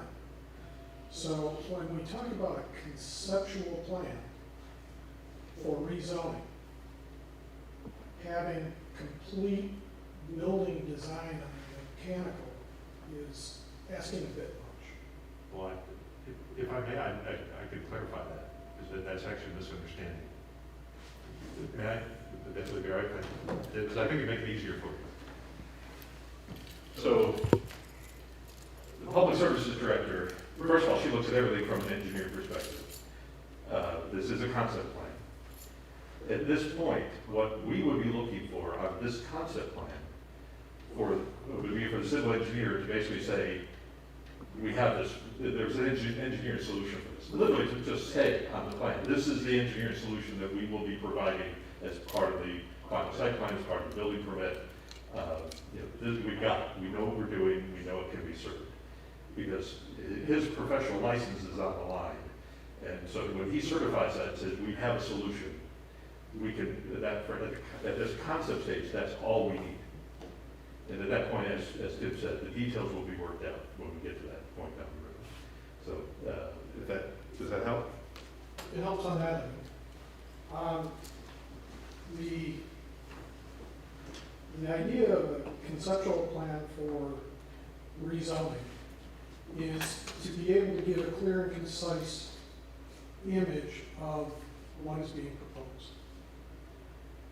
The building elevations were provided, all four sides were not, and I will agree. But with the information given, is there really a question with what the intent of the building will be? I would say not. We're not looking at going to the opposite side and using a totally different type of material. A note to that effect actually would solve it. You simply say the other two sides are equivalent to the sides you showed. It's wonderful. Do we need to wait a month in order to do that? The question was asked whether or not some of this is more clerical. And my thought is, yes, it is. And yes, it is the first time that we're going through this. And we did sit down with staff and try and get through this the best we could. It's a new section of the ordinance. We haven't done it before. That's not an excuse, it's just a flat out statement. But the items that we're talking about, whether there's screening, is there rooftop units? Are they screened? Well, it's a requirement that they have to be screened. It's a requirement of the final site plan. We're not even there yet. So wouldn't it be safe to say that if you were to pass this on, it has to meet the requirements for final site plan approval? And if it does, why does it need to be in the conceptual plan? So I'm struggling with this.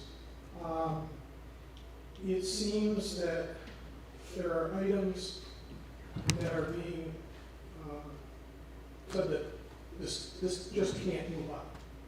You have to have this corrected. I don't have a problem with making corrections or making additions to the plans.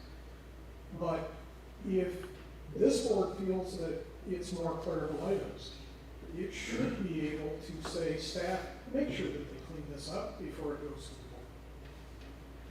It's my only comment. Thank you.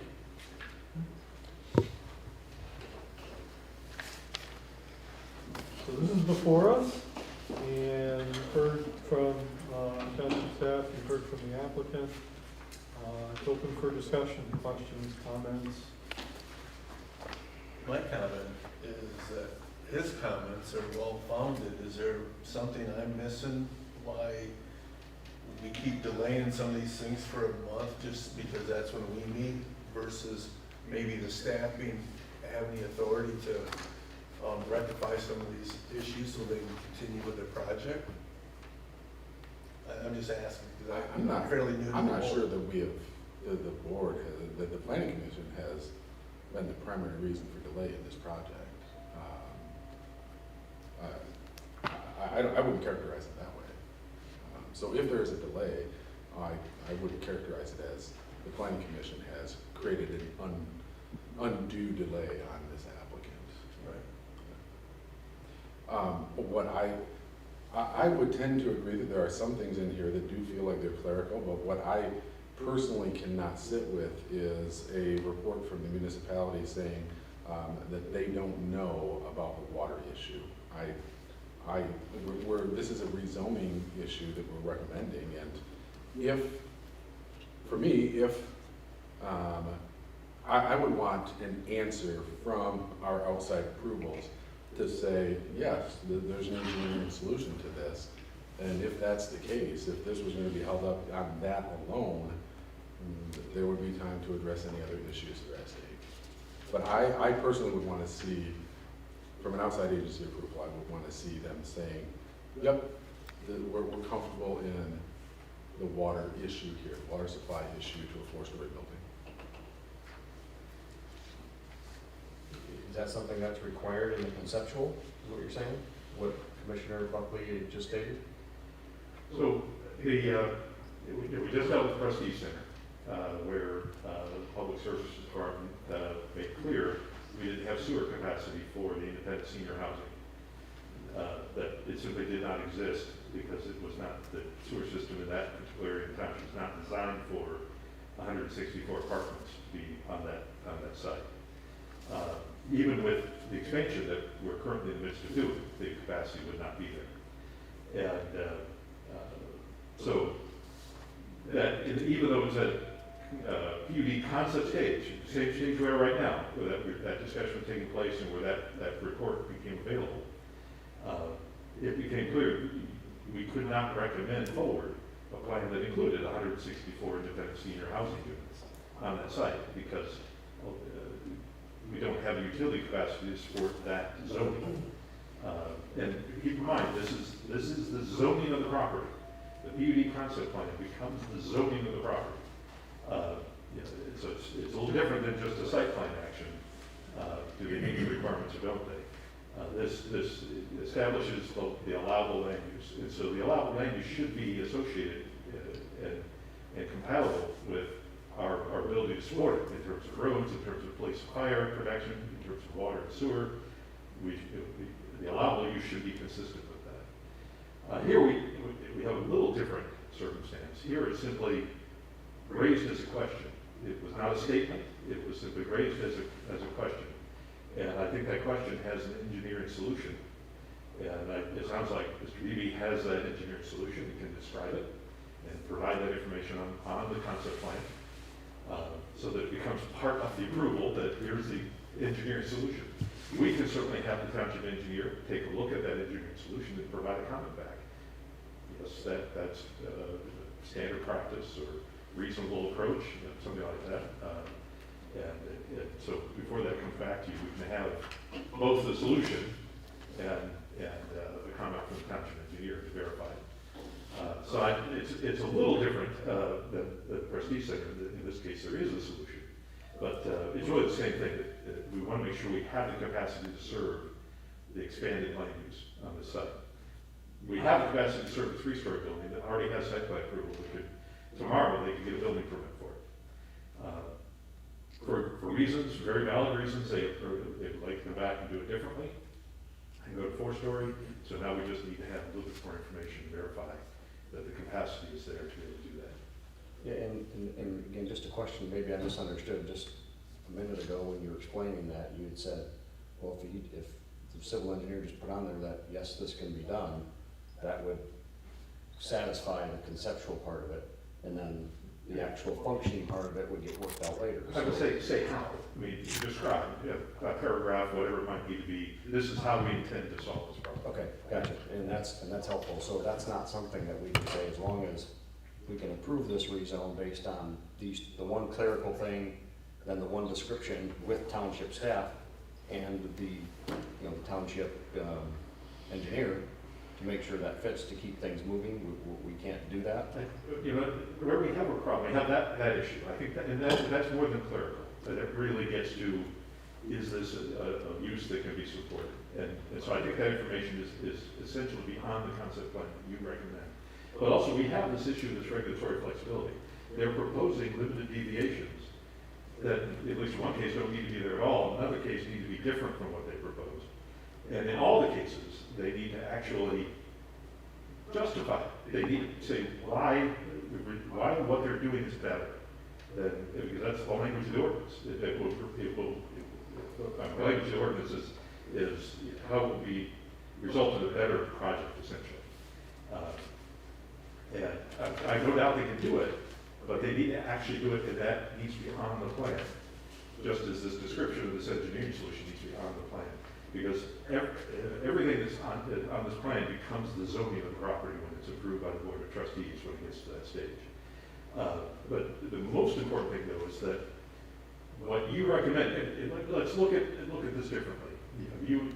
Traditional rezoning, it's a far simpler application. You get usually a 1 or 2 sheet plan view that will show the existing zoning. It'll show the lots and the lot boundaries and the roads around them, and it'll show the existing zoning. That will show a second one will show the proposed zoning. Typically, they're zoning whole parcels, so it's parcel A and parcel B.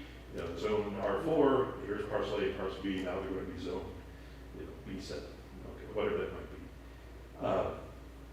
But if we had a plan that showed parcel A and parcel B, and over here is parcel C and parcel D, or showed parcel A and parcel B with different dimensions or different arrangements, we would stop. We'd say, oh, that plan's not accurate. We can't recommend this because it's not accurate. It made it a very simple level there. This is simply, it's the same thing. This plan is not accurate to be able to recommend, to say exactly what you're recommending to the Board of Trustees. Because what you act on is going to be what they get, because it's your recommendation that's going to them. And it's going to say plan date and all that, and so that's what they're then going to be looking at. So it's a little different than a site plan process where you could recommend with conditions, and those conditions include that Peter's going to evaluate that plan or evaluate new sheets that'll have a new revision date to verify they've been corrected. This is not an administrative action. This is a ministerial action, ultimately the Board of Trustees. And so the plans do need to be correct. I appreciate Tim's comments. I wish that these things had been addressed before this evening. But they weren't, and so the clients simply are not ready for action yet at this point. Although you could make a recommendation, I do not recommend it, because it will create confusion down the road. Essentially, you'd be recommending something, and then somebody else will be coming to the Board of Trustees. Yeah, it's something that's approved by township staff, so I thought we had some leniency there, but you're saying some of these township staff doesn't have that, it's gotta come to us. Correct.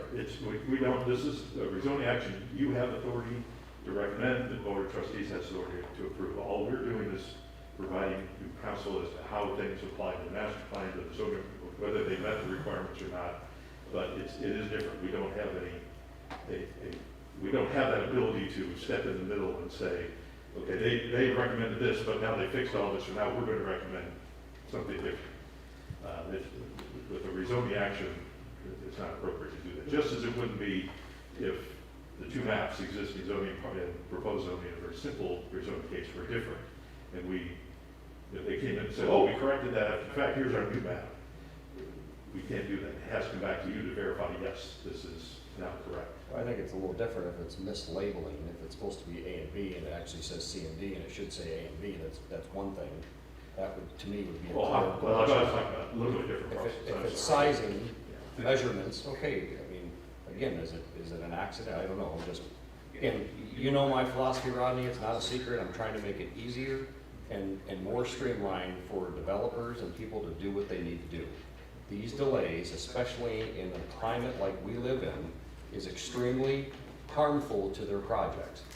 And you and I've had many conversations about this, and it just, that's the stuff that really doesn't sit well with me when we delay people's projects. I'm not saying we as a commission or you as a staff, and you're saying is, I just wish that there was an easier way for us to do this. And this is the feedback I get from a number of people in this community. I would say And that's the frustrating But part, it just, it's just really hold on. frustrating. What about our ordinance that requires justification for the deviation here? It's written into the ordinance. What about that? Do we rush through something that is pretty much our first time doing it? Do we rush through it simply because there's an urgency by the applicant? Not at all, I'm not saying you do that, I'm saying if there. Was if that, the- if were these those things are- provisions not provided, were those provisions, are those not, the requirement to justify a deviation, is that not articulated in our ordinance? It In our is, code? the language is clear in the ordinance. I would say this, that, first of all, as I said, they can come in with a building permit tomorrow for the 3-story plan that received final site plan approval. They can move forward with building permit tomorrow. They have that, the site plan is valid, it will remain valid until a new final site plan is approved. It will remain valid even after this is rezoned, because there's no new site plan yet. So I want to make that clear. They can come in with a building permit tomorrow, build 2 3-story buildings on that site. They're mixed use. The other thing I would say is that the applicant was involved in the development of these PUD regulations. We sat down as the draft, when I first started here, so we're talking about January, February of 2020, we have a draft ordinance in my hand that McKenna had prepared. We had not given it to you yet.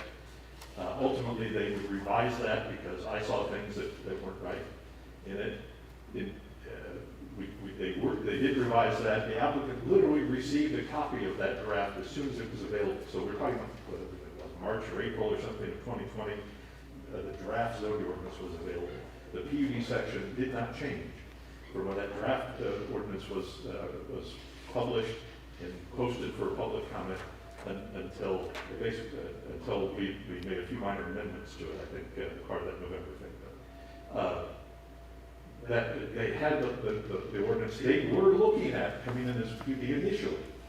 So it's not a case where they didn't know what the requirements were.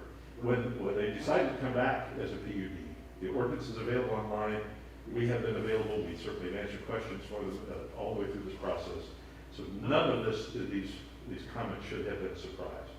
The other thing I'll say is that this report did not substantially change from the report you saw at the May public hearing. The applicant could have, in between these 2 meetings, provided a set of updated plans. They chose not to. So you could have been looking at an updated set of plans. And if they had provided an updated set of plans, we would have prepared a new report. Now, they may not have had time to do that, but nonetheless, they could have. And so any delays here are really, there is a delay, absolutely delays. We did not post the notice at the hall. It required us to carry the hearing over to this meeting. But the plans, our previous report said the same thing this one did. The plans are not ready. There are issues with these plans that need to be addressed. And they listed what those are. They're basically identical to this one. Really, the only things we changed were around the fringe of the report. I think I actually, I didn't replace the correct address, with the incorrect one. But we didn't change any of the recommendations, any of the details of this report. So they had every opportunity to address this, and they still do, and they can. It will take time for them, but they absolutely can come put this plan together, come back with something that we can provide a clean review for, you can provide a clean recommendation for, and it will go to the Board of Trustees for their consideration. Mr. Mayor, I have a question in regards to the rezoning. If we were to rezone any property and a project falls through for whatever reason, does the rezoning dissolve or does the rezoning stand with the property? That's a great question. So whether it's PUD or any other zoning district, the zoning district runs with the land. When a property is rezoned, that zoning runs with the land. So for example, let's talk about this project. If this project is rezoned PUD, but they don't proceed forward with the site plan immediately, that zoning does not go away. There's no expiration date on the PUD. There's no expiration date on that PUD concept plan. They could sell the property to somebody else who could then develop it in accordance with that approved concept plan, just by going through the site plan process. So the rezoning stays.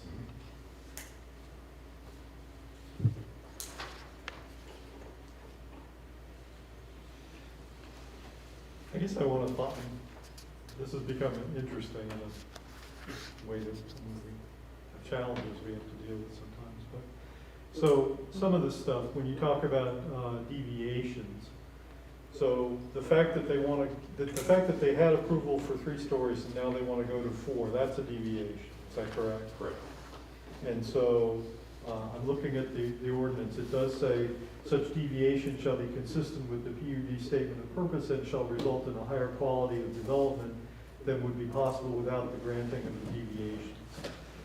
They've basically said in their materials that they've determined that it's for them, it's economically necessary. To make the project economically feasible, they need 4 stories rather than 3. I guess my question would be, if we decided Just a that... point of clarification, Phil, what they said was in order to get financing for the project.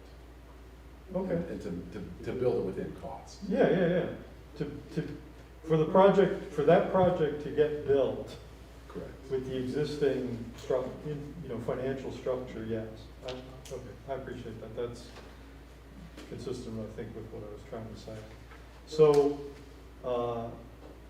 if we previously decided that the 3-story mixed use was an appropriate use in that location, and now they come back and say, well, because of a variety of realities, we want to go to 4, and we still think that that type of mixed use is generally, what we want in that location, how much additional hoop-de-doo and language do they need, to decide that? Because I guess couldn't you interpret that shall result in a higher quality of development? Well, a development will be a higher quality of development than no development if they just go away and don't build them. There's certainly a variety of ways to look at it. One of the reasons why the mixed use that's allowed strictly with site plan approval is 3 stories is because this is a business district. And one of the things that came up early in this process was they were asking, well, can we just have the commercial in the front, but have residential stuff on the back? So the whole back of the building would be residential. They were at one point talking about, we have some first floor residences in the back half. Basically, the residential was taking over the business. At what point is it really a multifamily building that might have a doctor's office in it? What is the principal use? This is a business district. The principal use should be business. In terms of the principal use, I guess is the best word for it. So the question is, 3 stories high, you have 2 stories of residential, 1 of commercial. The residential is not overwhelming the site at that point. 4 stories, now you have more residences. At what point does it become really a multifamily building that should be in a multifamily district? That's the question of mixed-use buildings. They're absolutely valid, they're important. I think it's an excellent use of the land. I think it's excellent use of land in general in the township. I think it's a great thing to have your customers, potentially for the business, be living right above you. All those things are very, very valid, but you start to run into this point where we're approving something that really is not actually consistent with the master plan, consistent with the idea that this is a commercial area. And so that's why these go through this process. That's why we ask for the justifications. And the reason we ask for it all to be on the concept plan, not in some separate document, not spoken, at the hearing, is because everything on the concept plan becomes part of the zoning of the property. So we want it all to be right there on the concept plan, including the justification for that deviation. This is why we did it. We want it to be right there so it becomes part of the zoning of the property. And so, we do have to require them for these details. Yet it is, PUD is the most complicated development review process we have. It's more complex than a subdivision plan, which can be quite an aggravation. But the reason is because we're dealing with both land use and we're dealing with, at least at a conceptual level, what is the mix of activity, what's going on in the property, and trying to pin that down in a way that it can be understood after it's done, when somebody's going to go back for a site plan approval, or even 5 years from now, so they can be understood exactly what was approved. We just had the conversation with Heirloom Grove.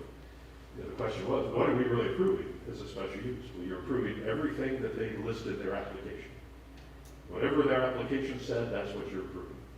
Unless you say something different, unless you say we're not going to allow X, So it's the same thing here. Whatever's on the concept plan is what you're approving. So what's on the concept plan needs to be right. And I understand that's a delay. I fully support the goal of doing this as productive and streamlined way as possible, but it has to be right. For example, the next step, whatever you recommend, we have to send to the county. Because the county planning commission has, with any rezoning, they have the opportunity to review it and make comments. They almost never do, but the state law says that we have to send it to them. So the same way, they need to be able to have a clear understanding, just as the board of trustees will need to have a clear understanding of exactly what we're approving, or they'll just send it back. I think what we're struggling with, or at least what I'm struggling with, is it's one thing, the specs of the building, everybody understands. And, there are certain things like, if you shouldn't build a 4-story building if you can't get water up to the 4th floor. I agree with that. I think what I'm struggling with is this issue of justification, because they could write anything they want, and it's still up to us to decide whether we buy it or not, right? That's true. And if you don't, then you can tell them no. Right. Well, yeah. But so, As far as water goes, it's up to the external agency to provide their expertise as to whether or not they think it's realistic or whether it was just wrote whatever they want. right. No, I'm We're making, asking for that feedback in that process. right, I'm making a distinction between, to me, the water is a technical aspect that needs to be sorted out. We need an answer one way or the other, at some point. But the issue of, does making it a 4-story building add value to it or make it a better project is a qualitative judgment that anybody can have an opinion on. Ultimately, we have to have an opinion on it because we have to decide whether to approve it or not. But, a question would be, how much do they have to supply of that justification versus how much do we supply by just looking at what they want to do and saying yes or no? That's all.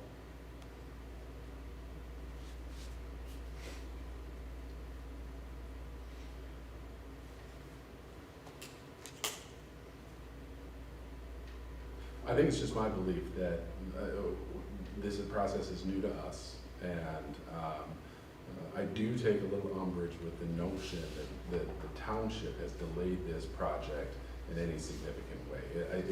It hasn't. We have an approved plan that was ready to be acted upon, and the decision to deviate from that was not a decision by the township. So in any notion that suggests that we're somehow holding up development during the building season or something to that effect is, I simply disagree with. That said, to me it goes back to that I'm not comfortable in saying, having an outside agency tell us, I don't know if they can get water up there or not, and saying, go ahead with the concept plan. And if that's the case, there's time for these other issues to be addressed as well. But that's just my take on it. Yeah, and my only point was, I was just saying, hey, if any of this can be done with township staff, sounds like it's not possible to do that. Right. So if we have no other option, then we'll have to come back next month. I just wish there was a way for them to be able to do some of these items, but it sounds like it's impossible. So if that's the case, it is what it is. They'll have to come back next month. I just wish it was easier than that, that's all. And my question that initiated this was based on what he was saying, was just a question, and I agree with Commissioner Bell, was there any way, there was no blame given to anybody about any delays, I don't know if that was interpreted. No, yeah, and I appreciate it. And I'm just venting a little bit because there is an ongoing conversation in the greater Mount Pleasant area about, the ability to develop, the effectiveness with which they can work with municipalities. And I do agree that there are some areas where more effort can be done for the city of Mount Pleasant, for Union Township, for all of us to ensure that developers can move through the process quickly and efficiently and get projects moving. I think we all want to see that. It's really only me taking issue with this specific project, saying we haven't created a significant delay here. And if I just want to make that a matter of public record, that that's my take on it. So, no, I completely understand. And I've heard the same concerns that he has heard from just the time that it takes. And so if there's some thought given to maybe looking at some of our processes, that we can help these people expedite, but still follow all the channels. Let me give you an example that something you just recently dealt with. If we talk about the bill of Citizens for Health, and that the 2018 plan was 2 phases. 2018 plan had detailed phase 1, and it just essentially sketched in, you might say, phase 2. It was a little bit more than a bubble diagram, but there was no detail for things like light fixture height or building height or any of those kinds of details that would allow us to hang our hat on it and said the whole project was approved and all they did was have a construction schedule where they built this half first. So they had to come back with a site plan, in this case combined preliminary final site plan for the whole phase 2, because they didn't have the sufficient detail on what you approved in 2018, the Plan Commission approved in 2018, to be able to hang our hat on it and say that we'd go forward administratively. We've had other plans, other projects where phase 1 was built with a warehouse building where the whole project was approved. They noted on there that they were going to construct part of the building now, and another part of the building would be constructed at a future time, but the whole site plan received approval. The building permit simply came with the first part. So when later, I think it was a couple of years later, this is Independence Drive, Peter was thinking, it was a significant time later, they came into phase 2. They wanted to make some adjustments to the building because they had a new user, and the ordinance, the site plan section, allows us to approve that kind of change administratively. Just what's called a minor site plan approval, which is what we did. Peter reviewed it, he found that it met the requirements, it was approved, they constructed it. So that's what, Isabella Citizens Valves could have happened if the whole site had been engineered out for the final site plan. They simply built the first part of it, not the second part. Similarly, recently you approved a big storage facility down in South Mission. The preliminary site plan showed the whole site. The initial final site plan that we received showed only construction of about a quarter of the site, of the buildings. It had that area of buildings shown on there. Everything else was dark around it. They were going to install landscaping and the fencing around it, but literally they did not detail the rest of the interior, the rest of the buildings on the final site plan. And we told them at the time, if you go forward with this, you're going to have to come back with another final site plan for the rest of it. And so they told us, that's not what we meant. This is all about construction time. And I said, that's fine. Just put it on the plan. Construction timing. And you do these buildings, and this one, and this one, and this one. But show the whole thing. And so the plan you saw showed the whole site. And they are going to pursue that project as in accordance with their construction timing. Those are the kinds of things we already do. The new ordinance also, in setting up the new ordinance, we try to make it a lot easier, streamlined, more things are administrative, even with our requirements for preliminary and final site plan approval. The standards are clear. There's always things we can do better. Peter and I have a list, because just as we did with the ordinance when it was new, first year working with it, we continue to identify things that we probably should tweak. And we can always make it better, and we certainly will continue to do that. And so at some point we probably will have some other amendments that we might present to you for consideration to tweak some things. But we do pursue this from the perspective of trying to help people move through the process as quickly and easily as possible. In this case, we don't have a way to do better than they need to have a plan that meets those standards. It allows you to have a clean recommendation. If we could do something else, we would have recommended it.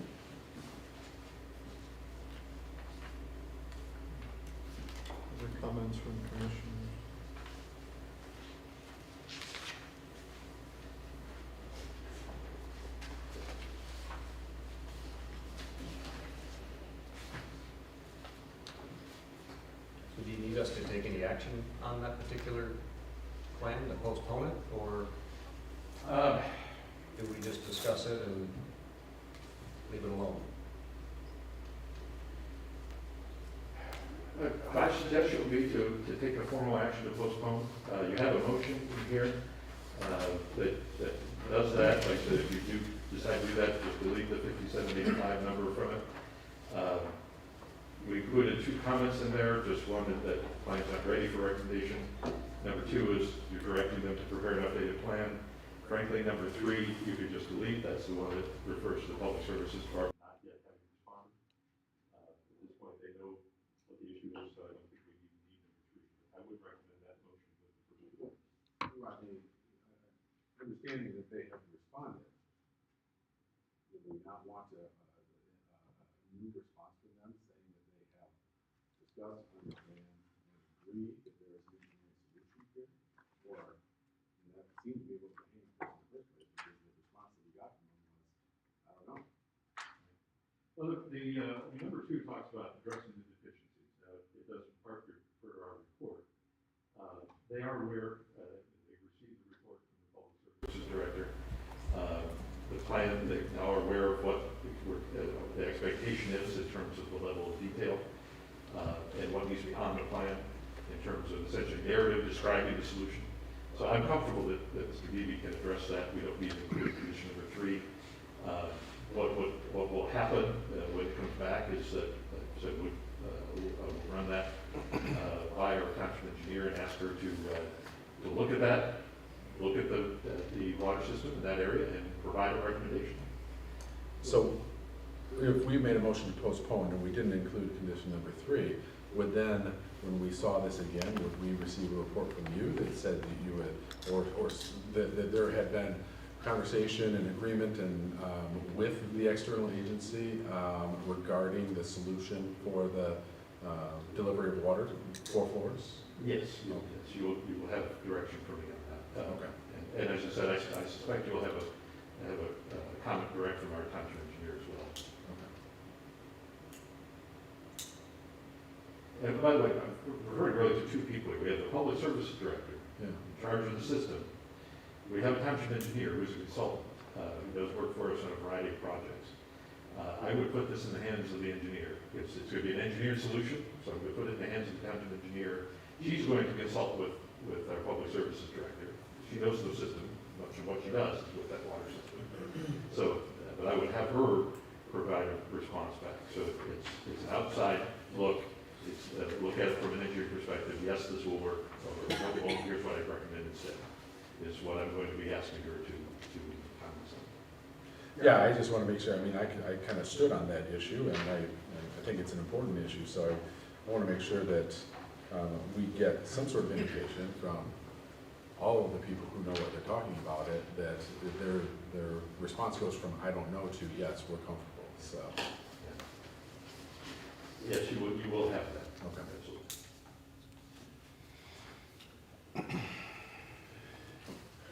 On this motion, you do have East Broomfield Road, so is that 5785 number, was that incorrect also? Just delete 5785. The property is on East Broomfield Road. Right. The parcel numbers are correct. I just was fixing things and for some reason in the others. Okay. But it is on East Broomfield Road. It's vacant, so it's not.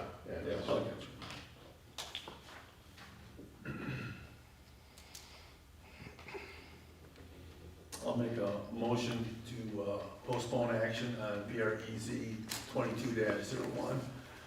Request to rezone parcels 14-103-00-001-00 and 002-00 East Broomfield Road from B5 Highway Business District to PUD Planned Unit Development until August 16, 2022 regular planning commission meeting for the following reasons. Number 1, the PUD concept plan dated April 25th, 2022 is not ready for recommendation to the Board of Trustees. And number 2, the applicant is directed to prepare and submit an updated PUD concept plan addressing the deficiencies and additional requested documentation as noted in the staff report dated June 14th, 2022 for further planning commission review. Support. Motion by Williams, second by, was it Buckley? Second by Buckley. Further discussion? Just a quick question, should, until the August 16th, 2022 regular planning commission, should that be July? Well, basically what you are postponing, when you're postponing action, you're basically saying this is when it will appear again on our agenda. If they get their plans ready, in time for the July meeting, you will have it. It'll be on your agenda because they have plans ready. Okay. But no matter what they do, it's going to appear again on your August agenda. Gotcha, okay. I appreciate that clarification, because the way I took that is that we can't see it until then, so. No, that's just, no matter what they do, it's going to be on your agenda again. Okay, thanks, Rodney. Other discussion? All in favor of the motion, please say aye. Aye. Any opposed? Motion carries. No objection.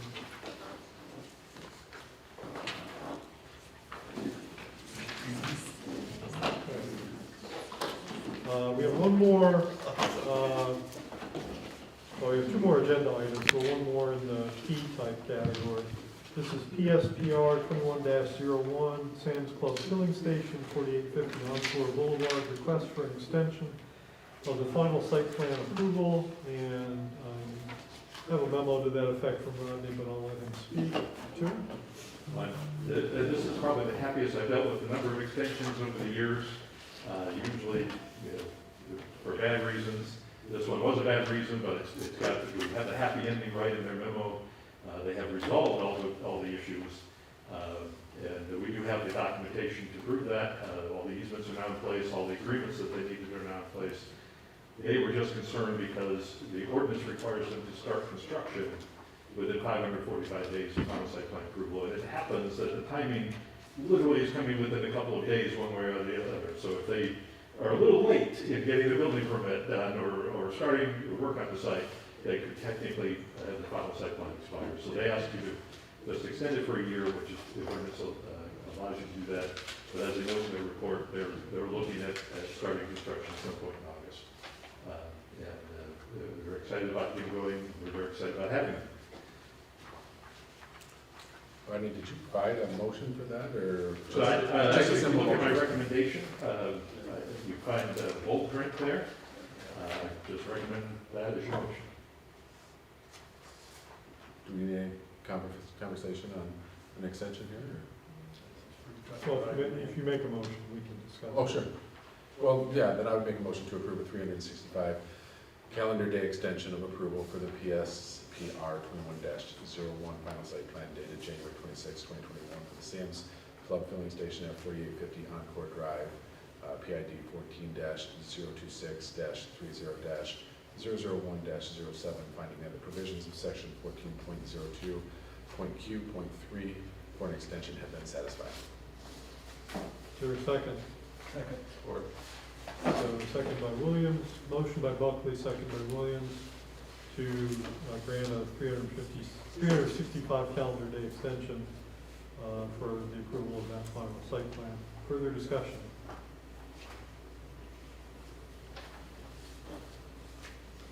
Seems reasonable. They have finally reached the point where they're ready to do it. So if there's no further discussion, all in favor, please say aye.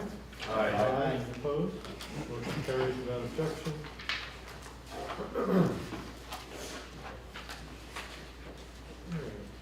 So the last business item is Parks and Recreation Master Plan update. I will turn it over to Rodney, but in particular, we had a brief discussion at our last meeting about additional parks in the township. And so staff has provided in your packet some maps and some information on existing parks and also potential new parks. So, turn it over. Thank you. This is essentially informational. Something to digest we talked about tonight. It's also something to ponder going ahead, but it's intended to just give you a flavor of where things are. I thought the city Parks and Rec Master Plan included that as the last map. did a nice job of showing their parks. Of course, they are essentially the center of our community. And so their parks are our parks as well, in the sense that it's all part of the community recreation system. The first map, existing potential parks and outdoor recreation sites, which just give you somewhat of an overview of where some existing facilities are, but also where some potential facilities are that are being talked about, or being worked on either by the township or in one case by the city. I'd just like to talk about a couple of them. In our memo, we go item D, Chippewa River floodplain. And you see item D showing up there near River Road, just west of US 127, basically between Mission and 127. That happens to be one area of floodplain that I think is very important. But actually, the whole floodplain of Chippewa River through the township, there would be value in looking at opportunities there to both open that up for public as a public land, but also to preserve and enhance that floodplain to protect water quality and access and wildlife and all those elements that thrive in that space. The Chippewa River is a workhorse river in terms of recreation, but it is a challenging river, largely because of tree fall. We, of course, have many ash trees that have died, and ultimately much of that has ended in the river. We've had floods, since we've had piles of debris, and especially the area where that marked D there, we also have beavers that are creating dams or exacerbating conditions that damming up the river, making it difficult for canoeing, but also making it difficult for water flow and creating other challenges. So one of the areas where we might consider putting an emphasis or priority in terms of a recreation plan would be to look at the Chippewa River and its immediate floodplain area and land around it, and potential opportunities for improvement. The other one I mentioned, item E, is a city site. This is north of the airport, Indian Pines. They are actively pursuing that. It's land right now. It's completely undeveloped. There's some trails that have kind of in there. And there are people who use them occasionally, but there are no facilities, not even parking, ready people park on the side of the road. But they are actively pursuing opportunities, grants and other opportunities to be able to create that into more of an amenity. That's in our township, the city owned, but it's in our township. And the township, we are cooperating with them on that, and we'll be looking to partner with them on things that they're doing in that area. That was my question, is what our involvement might be. Yep. Yeah, at this point, it's informal, but we definitely are working with the city parks director, and I said, just as we've had developed a more formal relationship with the Mission Creek Park and the Park Park on Crawford Road, I suspect similar things are going to happen with Indian Pines. I'd like to go down to item G. Item G is a small lot. I encourage you to take a look at it. It's 5243 Jonathan Lane. To find it. It's a lot that has frontage on Jonathan Lane and on K Street to the north, Jonathan Lane to the south.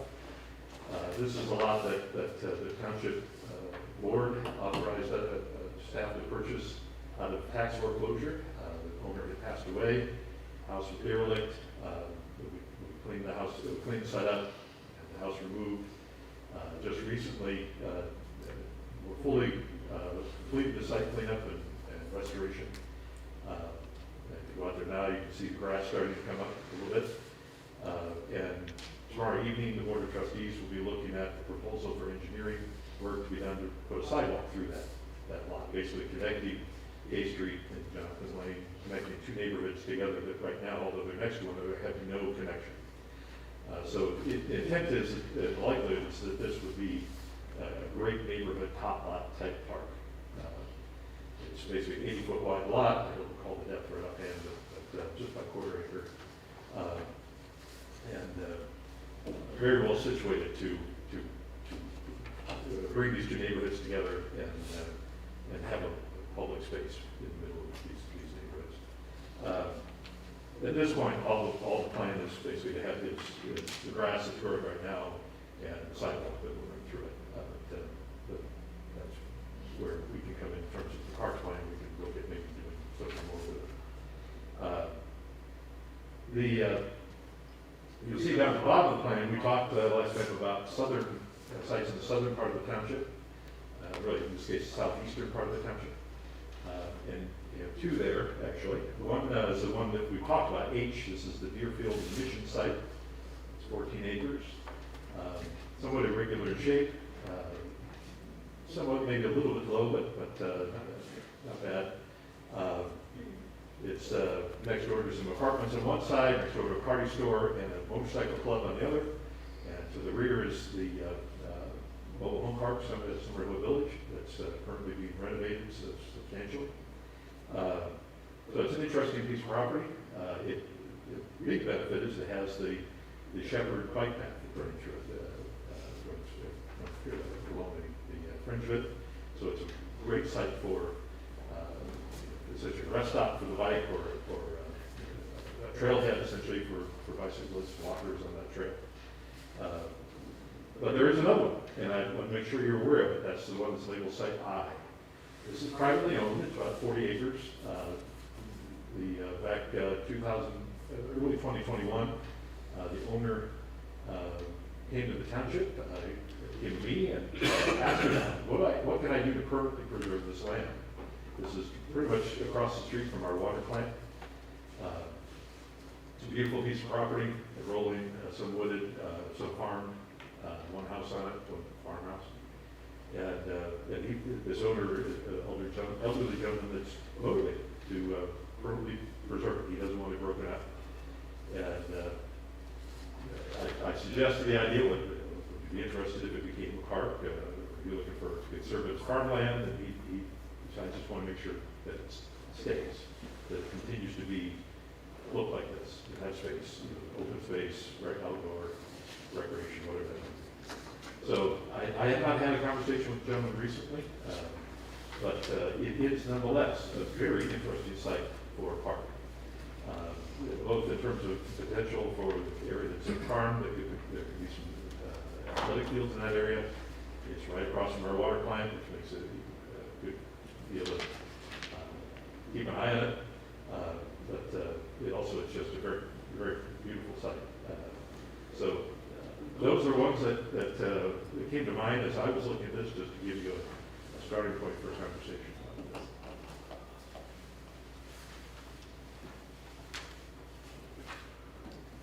Okay. Any brief comments or questions at this point? We're kind of beginning to creep towards 7 o'clock, so I wasn't assuming we'd have a long conversation at this point, but if there's anything on the tip of your mind. I would only point out that I for what it's worth, I'm very enthusiastic about H, the mission site. I think there's a lot of high-density housing that would benefit from some green space like that. I do like the idea of even if it's just a natural area.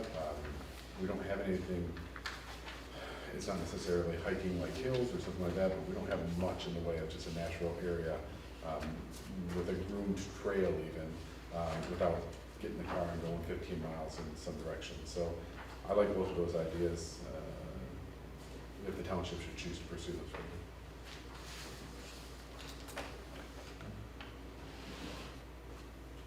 And the neighborhood park, the G, I mean, it sounds like it's already kind of, that's what's going to be happening, but it sounds like a great idea for that location. Yeah, certainly it exists. It's already owned by the township, and the question now is essentially the extended planning has been connecting the neighborhoods together with sidewalks. So beyond that, there's other things we could do. Other comments? Okay. So I assume we'll have further discussions on that when we come back to the Parks and Rec master plan. We certainly include it. It does look like at this point that our July agenda, even if the Denham Brookfield comes back, is going to be a little bit later. We are going to have a public hearing on the rezone case, but we certainly can reserve time for this, make sure there's plenty of time for the second. Okay, sounds good. Thank you. Thank you. All right, so those were our agenda items, so we'll move on. Next item is extended public comment. Anyone is invited to address the planning commission on any item, whether it's on tonight's agenda or not. There's an address for the minutes, and it's comments to 5 minutes on any issue. Extended public comment is open at 9:41. Good evening, Central Commissioners, 2257 East Woodfield Road. At the end of the den, I had a question, but there wasn't really an opportunity or a good time for me to ask it. You had said that there was a response from the DPW director. I received a letter from her on Citizens for Health. Can't say that I've gotten anything on the other. When did it come in? The letter, I believe, was dated May 31st and was addressed to you and your address, yeah. May 31st. But Is it possible that you could email that to me? Because I did get the letters on the other projects, but I did not get this one. So, if you could please do that, I'd appreciate it. Because I need to pass that along to the mechanic.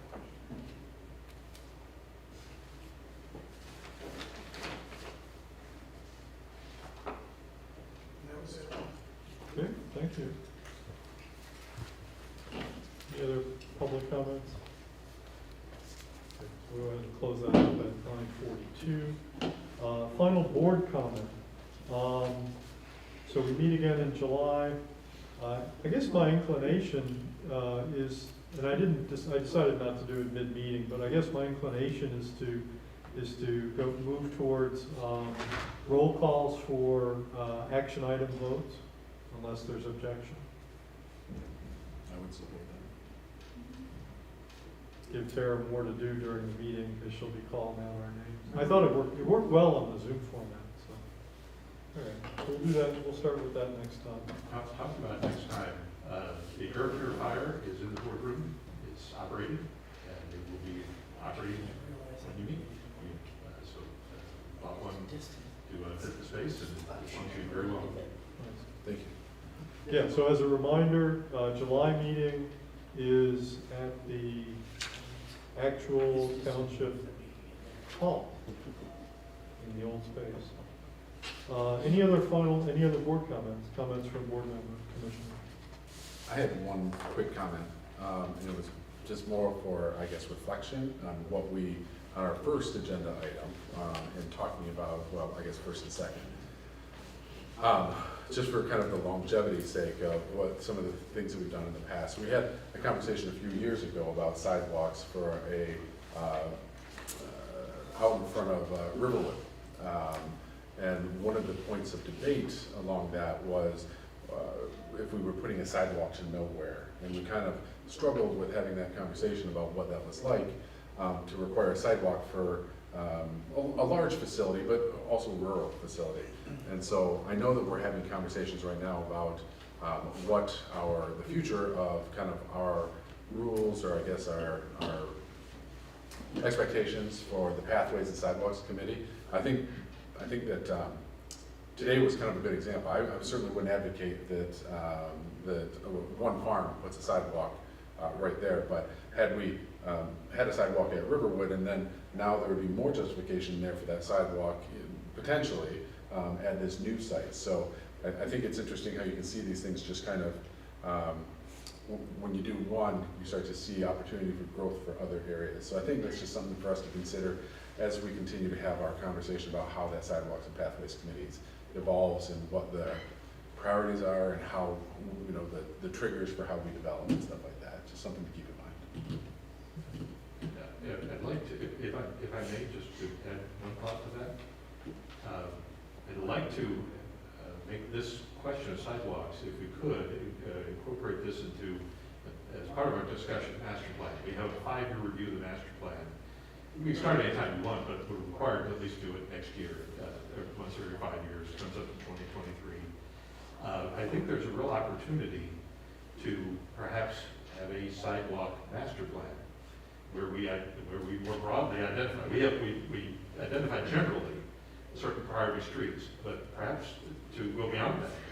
I just had a conversation this week with a gentleman who lives on Wing Road, just off of Mission Road down there on the south side. It's an area that's developing, a number of houses, a lot of people walk on that road. But it's a dirt road with ditches. It's incredibly dangerous to walk on. And he was asking, how do I get sidewalks? And it brought up the thought that there maybe we don't require sidewalks, but for example, maybe we require they provide the easement, because the hardest thing to do is actually get the easement for sidewalks to be constructed in the future. And so it's something we can kind of talk about, it's something perhaps as part of a plan where we identify these are the areas where thou shalt build sidewalks, these are the areas where we will accept an easement with sidewalk that we will construct later. So essentially that's what they're giving. But it's something I think that would be a good topic as part of a master plan discussion. I would agree. Other final comments? If not, then thank everyone very much. We'll stand in adjournment until tomorrow.